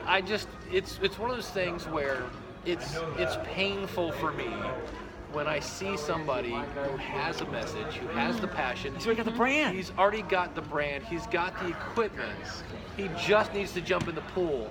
And it's kind of like I'm the father in the pool going, jump. SRBD. It's okay. I've got you. I've already You got know? the sticker. I know, he got the sticker on there. I was like, wow, that's actually kind of nice. that he threw it It's up just there. one of those things where it's like Thank you. if for some reason he doesn't launch, that's going to bug me. Yeah, well, I mean, it's Well, going to I'm bug sorry, me wait, because you're I already serious? put the You sticker, got the sticker on your on the thing. podcast Oh, box. you know, So that has to happen immediately. yeah, I'm not allowed to take the You've sticker been sitting off. next to No. Who the hell did you think you No, were no, sitting no. next to? I don't know. I don't know. Serve was Mike. across the room the whole time. Yes. So Yeah. I know you So- were in the room. I have all the references So in my I was mind, just- In but your mind. So you just- did a Well, now Facebook I'm Live here. on Yeah, I it? just did a Facebook Live like, hey, Right here's next to you. This is you know, the day This was is fun. I ended up talking to Rav, and it's cool, and I just hope this guy does it Yeah. because there are all sorts of reasons why Well, and people the don't. beauty of today is thanks to I was telling him, like, thanks to the firefighting background and I got into CrossFit, like, the CrossFit world's full of veterans. I have so many contacts that I can get them hooked up Well, with. So, Scott and I, he's I like the love R, networking. he's that R responder, and all of a sudden I said, hey, I needed to talk to you this whole entire time, and Yeah. I thought he was packing up to leave, and I was like, hey, Yeah. let's chat, and then we ended up here. that's and not how I so roll at was events, man. I'm all into the end. like, all to the end. Yeah, me too. You know, it happened last year too. Like my fiance was like, she was a girlfriend last year. She was like, when you coming home? I'm like, I'll see you tomorrow. I'll get there when I get there. Yeah. It's like you don't want to pass up. You had The to opportunity. carpe diem, seize the day. You That's it. don't pass out on opportunity, man. Yeah. You don't walk out on it. Like you don't know what's going to happen. Get out of your shell and talk to people. Yeah. I talked about it last night, man. Embracing change, man. Embrace it. Embrace the walls, the speed bumps, the hurdles. Like this is what's going to make you stronger. You're a freaking vet, bro. Like you This know is that better fun, than anybody. and I'm having a good Yeah, time. I know. me too. Yeah. All right, so we do my have to bring wife this is to a definitely close. not staying up for me tonight. That's No? for sure. No Okay. way, dude. Yeah, so Mike? just No, my wife. Oh, Mike was like 8th grade. well, I don't know. That was the moment for me where I was like, wow. That well, was I like, wasn't sure if we were talking about Micah. I don't know. no, Micah? fair, Micah. No. No, I appreciate that though. So fluid. Yeah, thanks No. for the I was on save. it. I was on Thanks it. for the save. Yeah.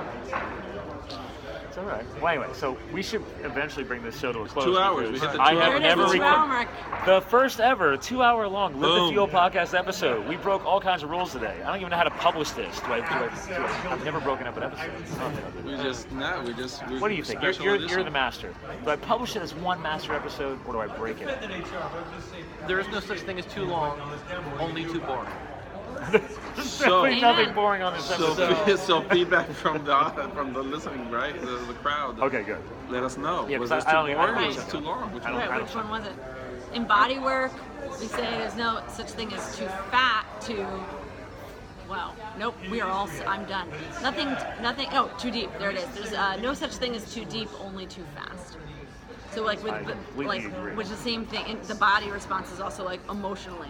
There's nothing that's so too deep to go there, but if you go there too fast, then the shutdown happens. So it's similar, it's pacing, kind of seeing the truth of what's happening. I had the option of picking out a 15, 20 minute format. I'm like, no, because I don't. You need time to build a relationship with somebody throughout the episode. And then, depending if they're new, if you didn't know them before, there's a lot of people that I've never known before, like newer authors and stuff like that. I need to get to know them on the show. Because like I tell people, my listeners all the time, like I'm getting to know sometimes people with them. Mm-hmm. So it's like I can only learn so much from reading their book and knowing the bio and then plugging them on the show. I'm like, all right, let's get into the nitty gritty, man. Like, who the hell are you?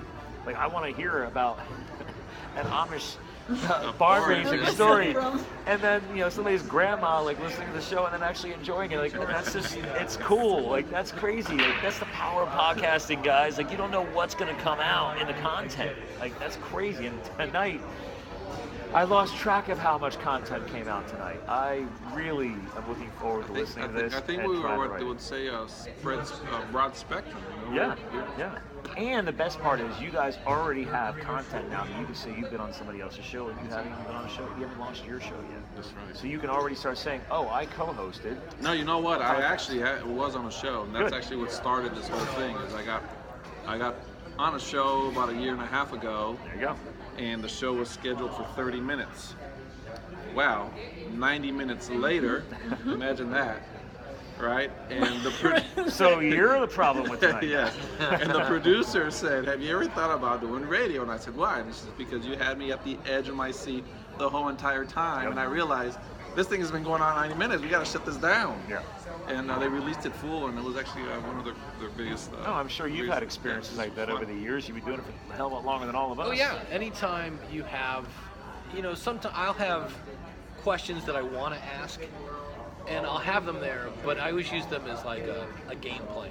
Yeah. And I always try to have the first question kind of get the interview going in the direction I want. Some momentum. And then the key is to listen, because I've had people that have interviewed me, and they'll be like, well, what did you think about this? And I'll give an answer, and I might share something that's somewhat personal, and then they'll like, okay, good. What was your next question? So what's your favorite color? Yeah, You're like, and it's one of those where I swear that if I hear one of those again, I'm gonna pull off like an answer, and I'm gonna say something like, and the best microphone is the ATR 2100. In addition to the time when I actually, shot someone for snoring or something like that, just to see if they're paying attention. Nice. Because I'm they're pretty sure just going down the questions. I'm pretty sure they'd be like, okay, and then what was your aha moment? I'll be like, forget it, Dude, I bring up that lesson to any new podcaster out there, or this is a life lesson in sales, marketing. If you're in customer service, you're just trying to talk to a human being. Just relationship building. Listen. Active listening is the skill set. It's truly a skill set. If you can master active listening, you will be an amazing capture an podcaster. audience, and you can. It's like, guys, are you truly hearing what they're saying? Like, you should be. That's why, That's why when I chose to launch a show, there's no way in hell I was going to do a format or a pre-Q&A. No, dude. You could send me your bio, and then I always modify people's bios. I've never written somebody's bio verbatim.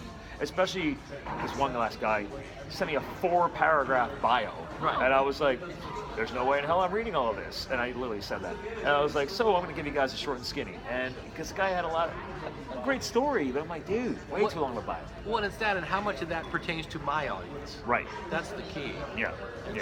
And that's the beauty. It's your show. Cherry pick out the content.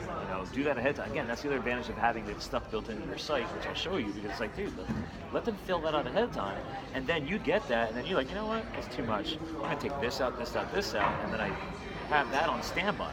It's like little tricks of the trade.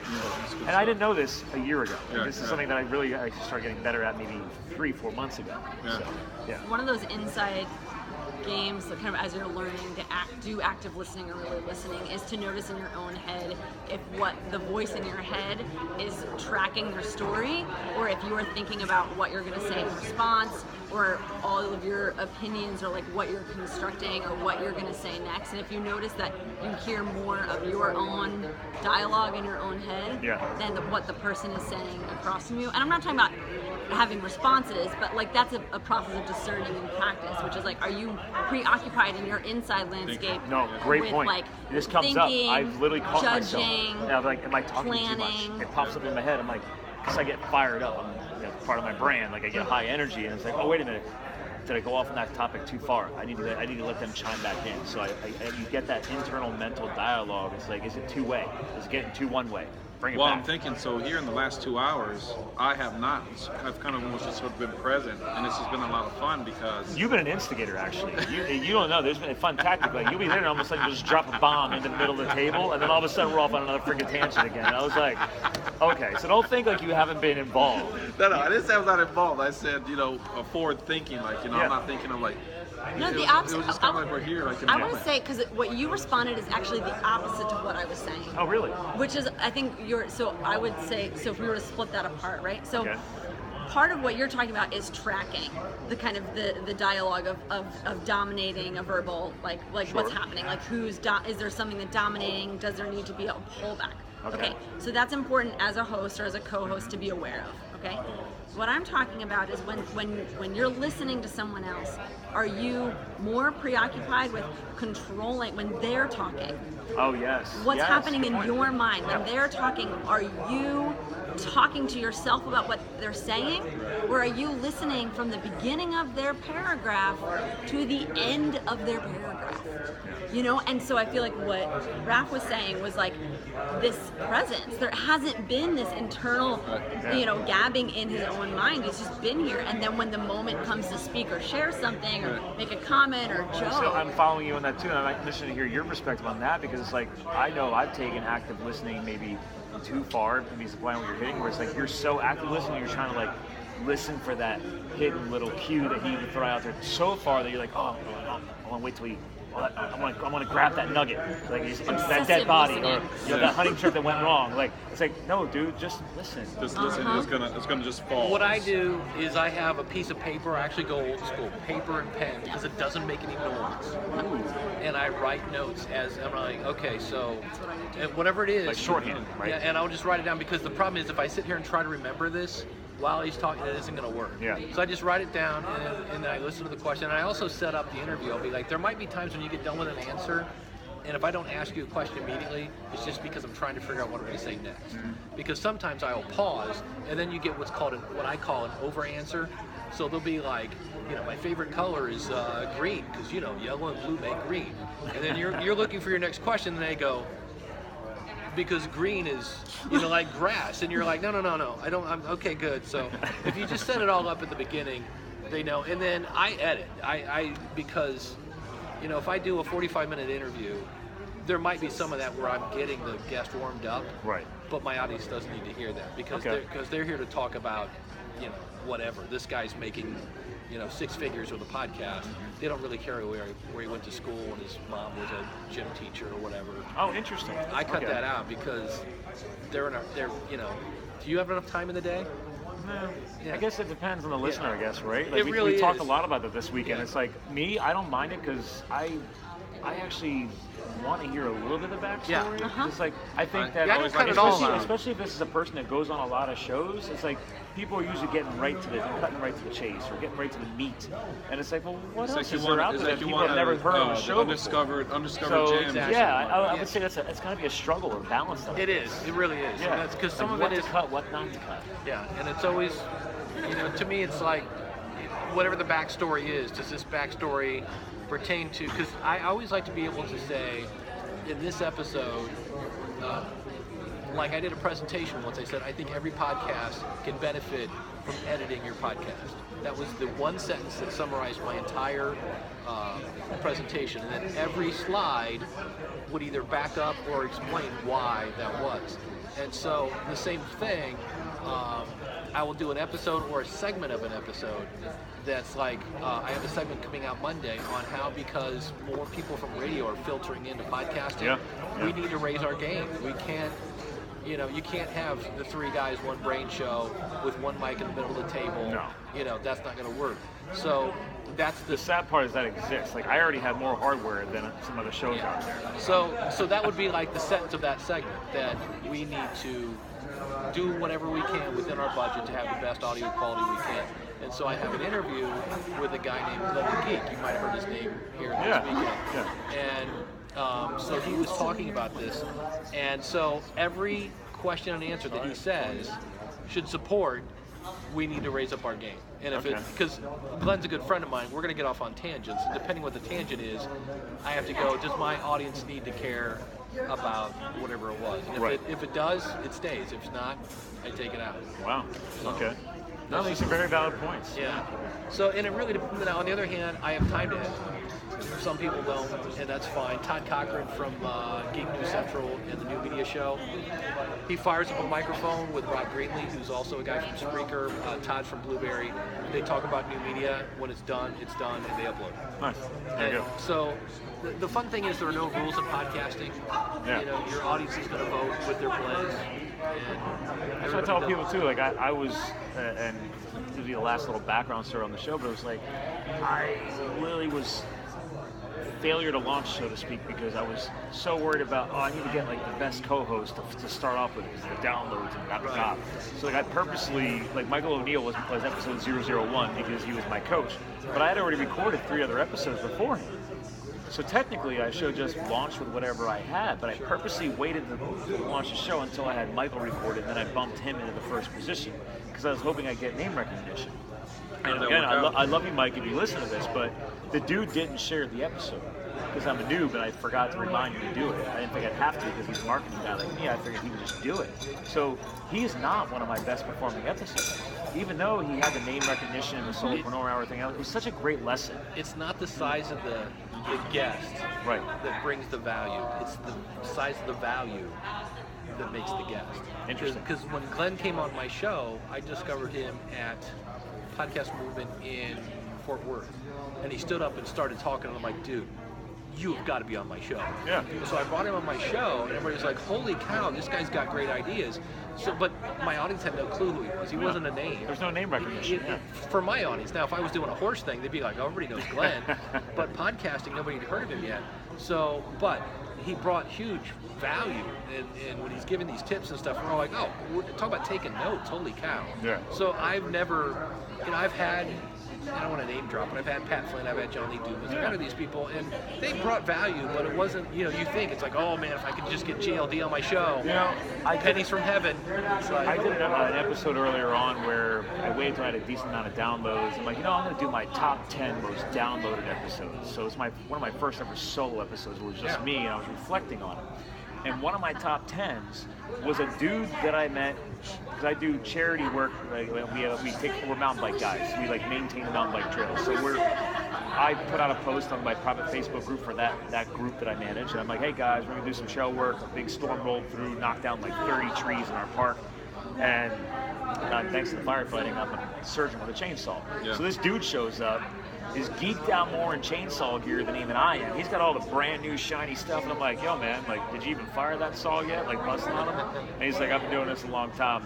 And he told me this whole backstory about how he's been doing it for years, and he never asked for money, fixing people's trees fall down the house, whatever. And he finally said, listen, he was helping a charity, and they needed to cut down some trees on a kid's park, and his chainsaw died. And he said, he put a post out on social media and said, hey guys, I'm not asking for a lot, but I'd like to get some new gear so I can help the charity. Anyway, long story short, people donated $800 just to get him to update his gear through the power of community. And he tells me that story, and I'm like, listen, I was like, thanks. And then we just went and cut trails all day. Listen, if I can ever do anything for you, and then finally he was an old personal trainer, but he put on a lot of weight. Listen, come over to the house one day, we'll hang out, we're geeking out on our bikes and stuff, just bonding. I'm like, hey man, I'm launching a podcast. He's like, I don't know if you're into it, but you should check it out. He's like, I'm wanting to. I'm trying to really put some new missions in my life, whatever. So anyway, he is my most loyal listener to this day. Really? He shares all the content on social media, and I brought him on the show. We sat in a Starbucks and recorded. That's the power of these microphones. You can barely hear the coffee grinding. So we sat there, and I got this dude to talk about how he suffered from depression and really almost killed myself and everything else. So again, shout out to you, man, Brian Strausser, the Strausser Project. I love you, bro. And that dude made the top 10 most downloaded episodes because he was just so real, transparent, so real, and he shared the episode and his friends. And he's not like a podcaster or anything else. He's just a big time loving father, loves his little girl, and like he's a woodworker, like craftsman guy. Like, never expected him to be the top 10 most downloaded episode earlier on the show, and I was like, wow. He was like 350 downloads. I forget what episode that was, but it was like, and I brought him on like since then at least one more time. I want to get him back on again, Brian. You need to get back on the show. But so we're tracking his transformation, and now I've been helping him with his health and fitness. He's down 30 pounds. Nice. Like, so there's psychological transformation and mindset transformation. Never expected that. Met the dude maintaining a mountain biking trail. Never expected him to be one of the more downloaded episodes. So to your point, you know, like I had Michael O'Neill my first episode. Brian Strausser was getting more downloads than him. You never know. So again, we're more fuel for your fire, bro. All right. This direction. This direction. She just has to pull the trigger. She's got all the audio experience. Come on, let's get it. So. I love to be interviewed. Actually, was one of my number one fears about doing a podcast was that I was like, I don't know if I thought about podcasts just as interviews, and my brain was so that's why stuck I chose on co-hosting right. format. So you can like have a voice because I literally was so stuck on basically this notion of just like, I just have so much to say, you know, like that notion of not wanting to dominate and being like, am I going to bring someone just and make them talk about like, I was afraid I'd be a bad host, and so I just had this realization coming in this, just this weekend. It's come so clear that it's like segments that never crossed my mind, and then it was felt so obvious, like, oh, I can do a part where I'm just talking and when I have a guest.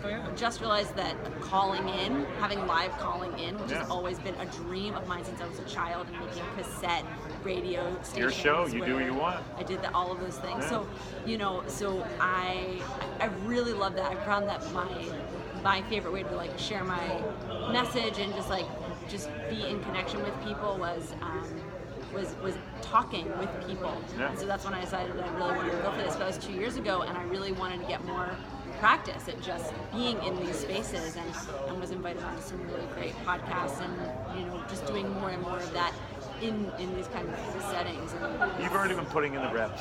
Now you just gotta, you know, figure out the brand, the style, the flair, the flavor you're gonna, you know, roll with, and just pull the trigger.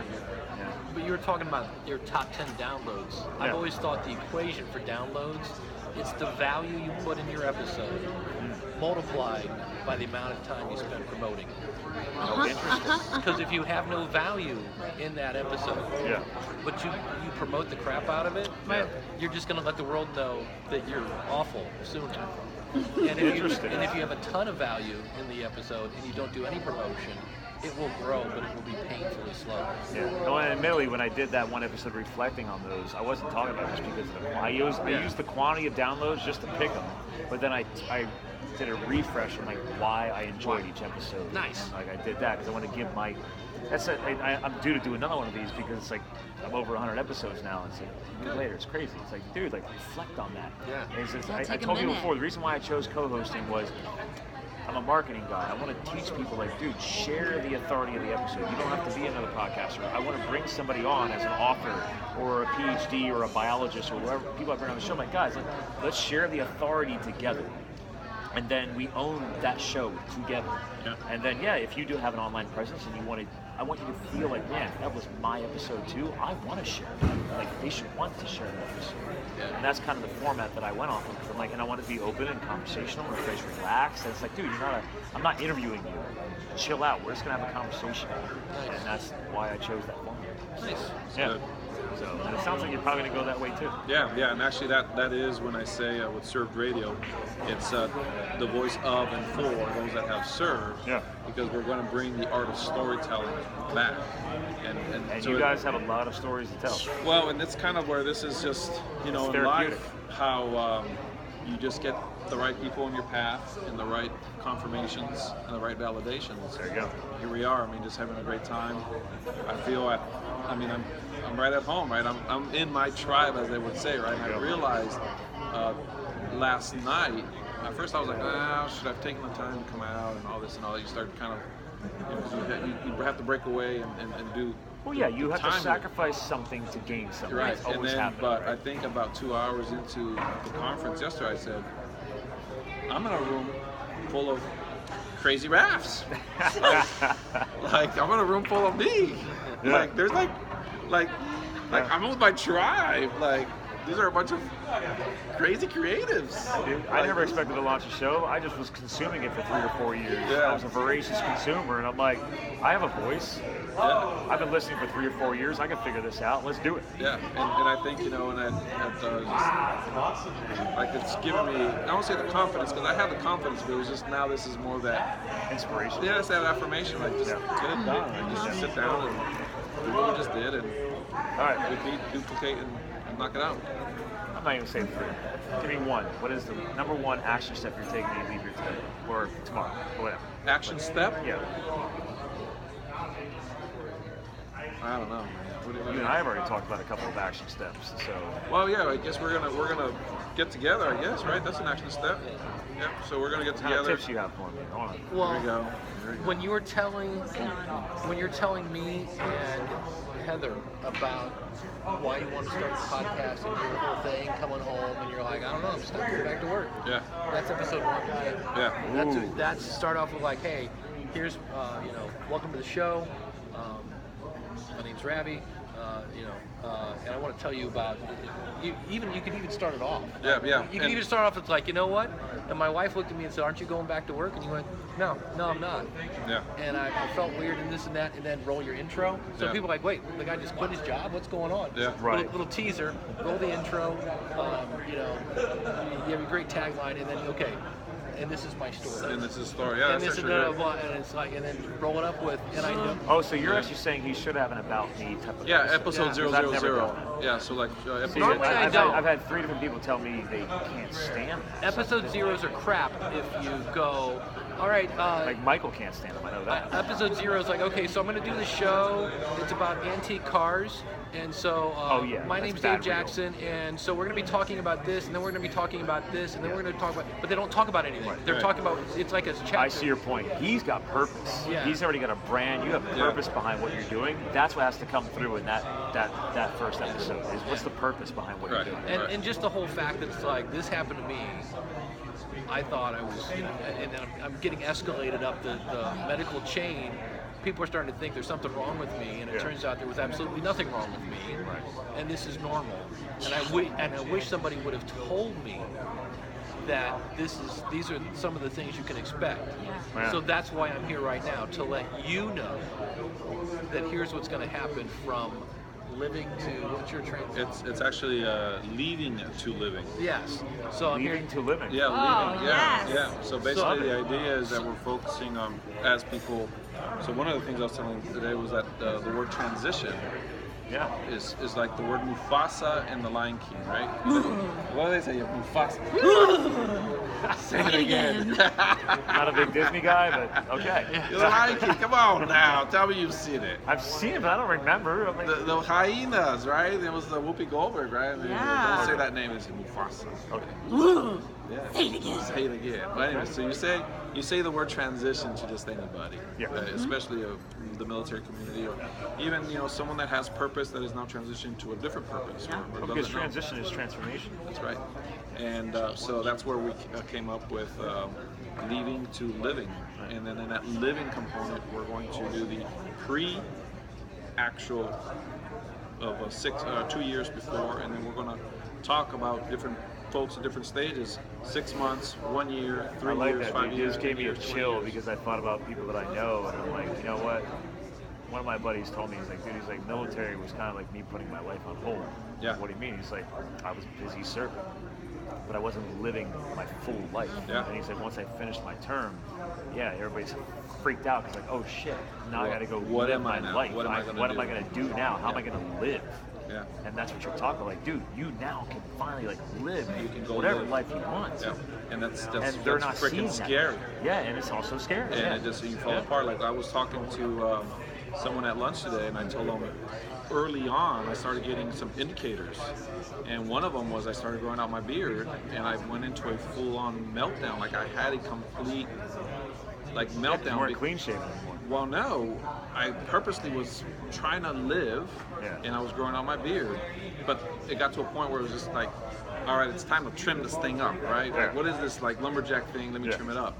And so I had a razor, a trimmer, a mustache trimmer or beard trimmer, and I looked at it, and it's buzzing, and I'm looking at it, and I'm looking at the mirror, and I'm looking at it, and I'm looking at the mirror, and then I just frozen, man.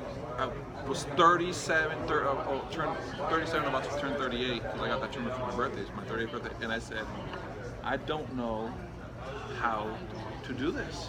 How can I be 38 years old, have done some amazing things, you've never had would a make beard. other people like You literally never had to trim a beard. I literally had a complete and utter meltdown. See, there's you take so many things for granted in life. You don't think about these things. Well, there's a great book called Out on the Wire. It's written by an intern that spent a year with NPR. And she's like, here's the formula of like every NPR story. It's like there was a person, and then you're not gonna believe what happened. Oh, and guess what? And then this happened. And then, oh, you're not gonna believe this happened. And in the end, the person was this or this happened or whatever, and that's why everybody cares about it. So for you, it's like, okay, you're not gonna believe what happened. First of all, the guy does 20 years in the Air Force. Looks like he's about 19. He's got 20 years in the Air Force. And then he comes home one day, and for whatever reason he's depressed, but he doesn't know he's depressed. And then check this out, then he decides he's gonna maybe leave his job or whatever. I don't know, spoiler alert here, but beat above him. And then at the end, and this is why everybody should care, because he didn't know what was going on, and now he's come back to serve those to other people that are going through this. To say, hey, you're not alone, and here's where we can help and get you in the right place. And it was a 25-month journey, so I could have shut it down, and I wanted to shut it down many a times, but it was that whole like. We're definitely doing a separate co-hosted episode just you and I. Yeah. So just the story of the shaver, right? I'm sitting there going, well, what happened?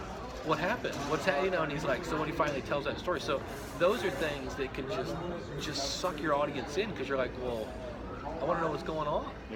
So, and you've got so many of those, right? As you're discovering what's going on, that the story itself just needs to be told. You don't have to do anything to spice it up or whatever. Thanks. Yeah. This is good. All right. Well, listen, let's close this out. Let's close it out.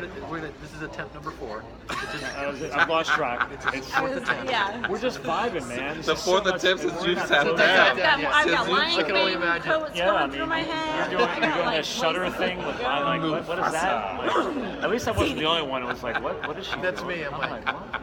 You knew my father? Good action. I know your father. I know.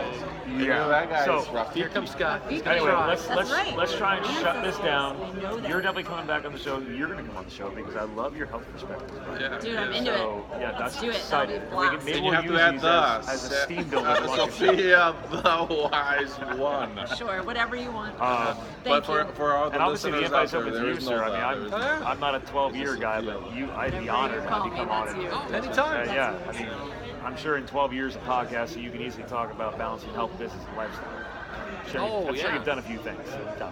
Yeah. Not your first rodeo. We could definitely do it. It'd be great. Awesome. Well, listen, guys. I still got to figure out how to make a graphic out of this. I'm probably going to have to replay the video and just do a screenshot of all the random people that were sitting at the table. And that'll be the episode graphic. So, since we already lost some of the co-hosts, when I close out the show, I give my co-host the final word to close out with. And this has already been a lot of words tonight, but let's go with, usually it's, most co-hosts are picking something that's a mission behind what they're doing, like the big picture. Like, hey, if they forgot everything else we talked about tonight, because we're all over the place, what is one thing or a message that each of you are trying to get out there to the world that if they forget everything else we talked about tonight, because they are going to, they can walk away and say, I remember that about her, I remember that about you, I remember that about you. It's not about your freaking show, it's not about promoting anything or selling it. It's like, this is big picture thing. What is it? So whoever wants to go first, go ahead and jump in. All right. You're already pretty clear. I pretty much have an idea. I actually got big one. picture, So man. so I'm gonna take it real early. So maybe about an hour and 40 minutes ago. But I think it's actually going to be a really good wrap up, right? Okay. So be yourself. Be. BE. That's it. Just That's it. be. So we went into this whole thing earlier about just be, just be present, just be here, and it's just, it was simple. Just It was a very good moment. Yeah, At just least be. probably at least an hour and a half ago. Yeah. So be. That's what I can leave our listeners. Just make sure that you are true to who you are, and just be. Well said, sir. Yep. Well said. Boom. Our other new upcoming show. I have a feeling you can come up with so much stuff. That's the problem. You She's probably thinking too much. she's going You- Mufasa. You think deeply. Yeah. You are not allowed to sing Lion King as your closing final words. I thought about it. You know, I'm just trying to listen, and it's like this place. First of all, you said it, be, and I think the part that I want to, where I can come from that is that I completely and utterly know that there is a being you have come here to become, not necessarily to do, not to make, not to prove, but to become a being, a self in this world. And I believe and know and need you to do that with me, with us. Well said. And our other one of many co-hosts this evening to close out the show. I would say, always remember you are never defined by your mistakes. And the fact that you probably think nobody would listen to you, you're scared about saying the wrong thing or like that. Trust me, I got plenty of mistakes under my belt, and probably my greatest achievement has nothing to do with money. I had a guy email me that said, look, I just lost my job, my best friend died, and I think I have cancer, and I've decided to kill myself on Halloween because it's my favorite day of the year, 2017. I want to let you know I found your show, and you said that podcasting can give you a purpose. So I started podcasting because I really like my job, so I'm talking about what I used to do in my job, and now I'm helping people, and I don't want to kill myself. Oh wow, that's amazing. So that's. So I have a thing now where I tell people, I'm like, people that started the school of podcasting changed the world, because you can, you really can, and it's amazing because I started in the basement of my brother's house, divorced and bankrupt, sitting next to the water heater with a flush pipe behind me, hoping nobody would go to the bathroom. And little by little, baby step away. So I could keep going on. So I'll just stop there. Otherwise, We'll go for number 5. Powerful ways to close out. Yeah, that was good. To our listeners, Woo! I've already said it many times this episode, the most eclectic, most diversified podcast episode we've ever had. This is a marathon. Thank you so much for joining Live the Fuel tonight. To our listeners, guys, this is what we're all about. We're here to fuel your health, your business, your lifestyle. So keep living the fired up, epic life. We'll talk to you guys again soon. Bye. Peace out, guys.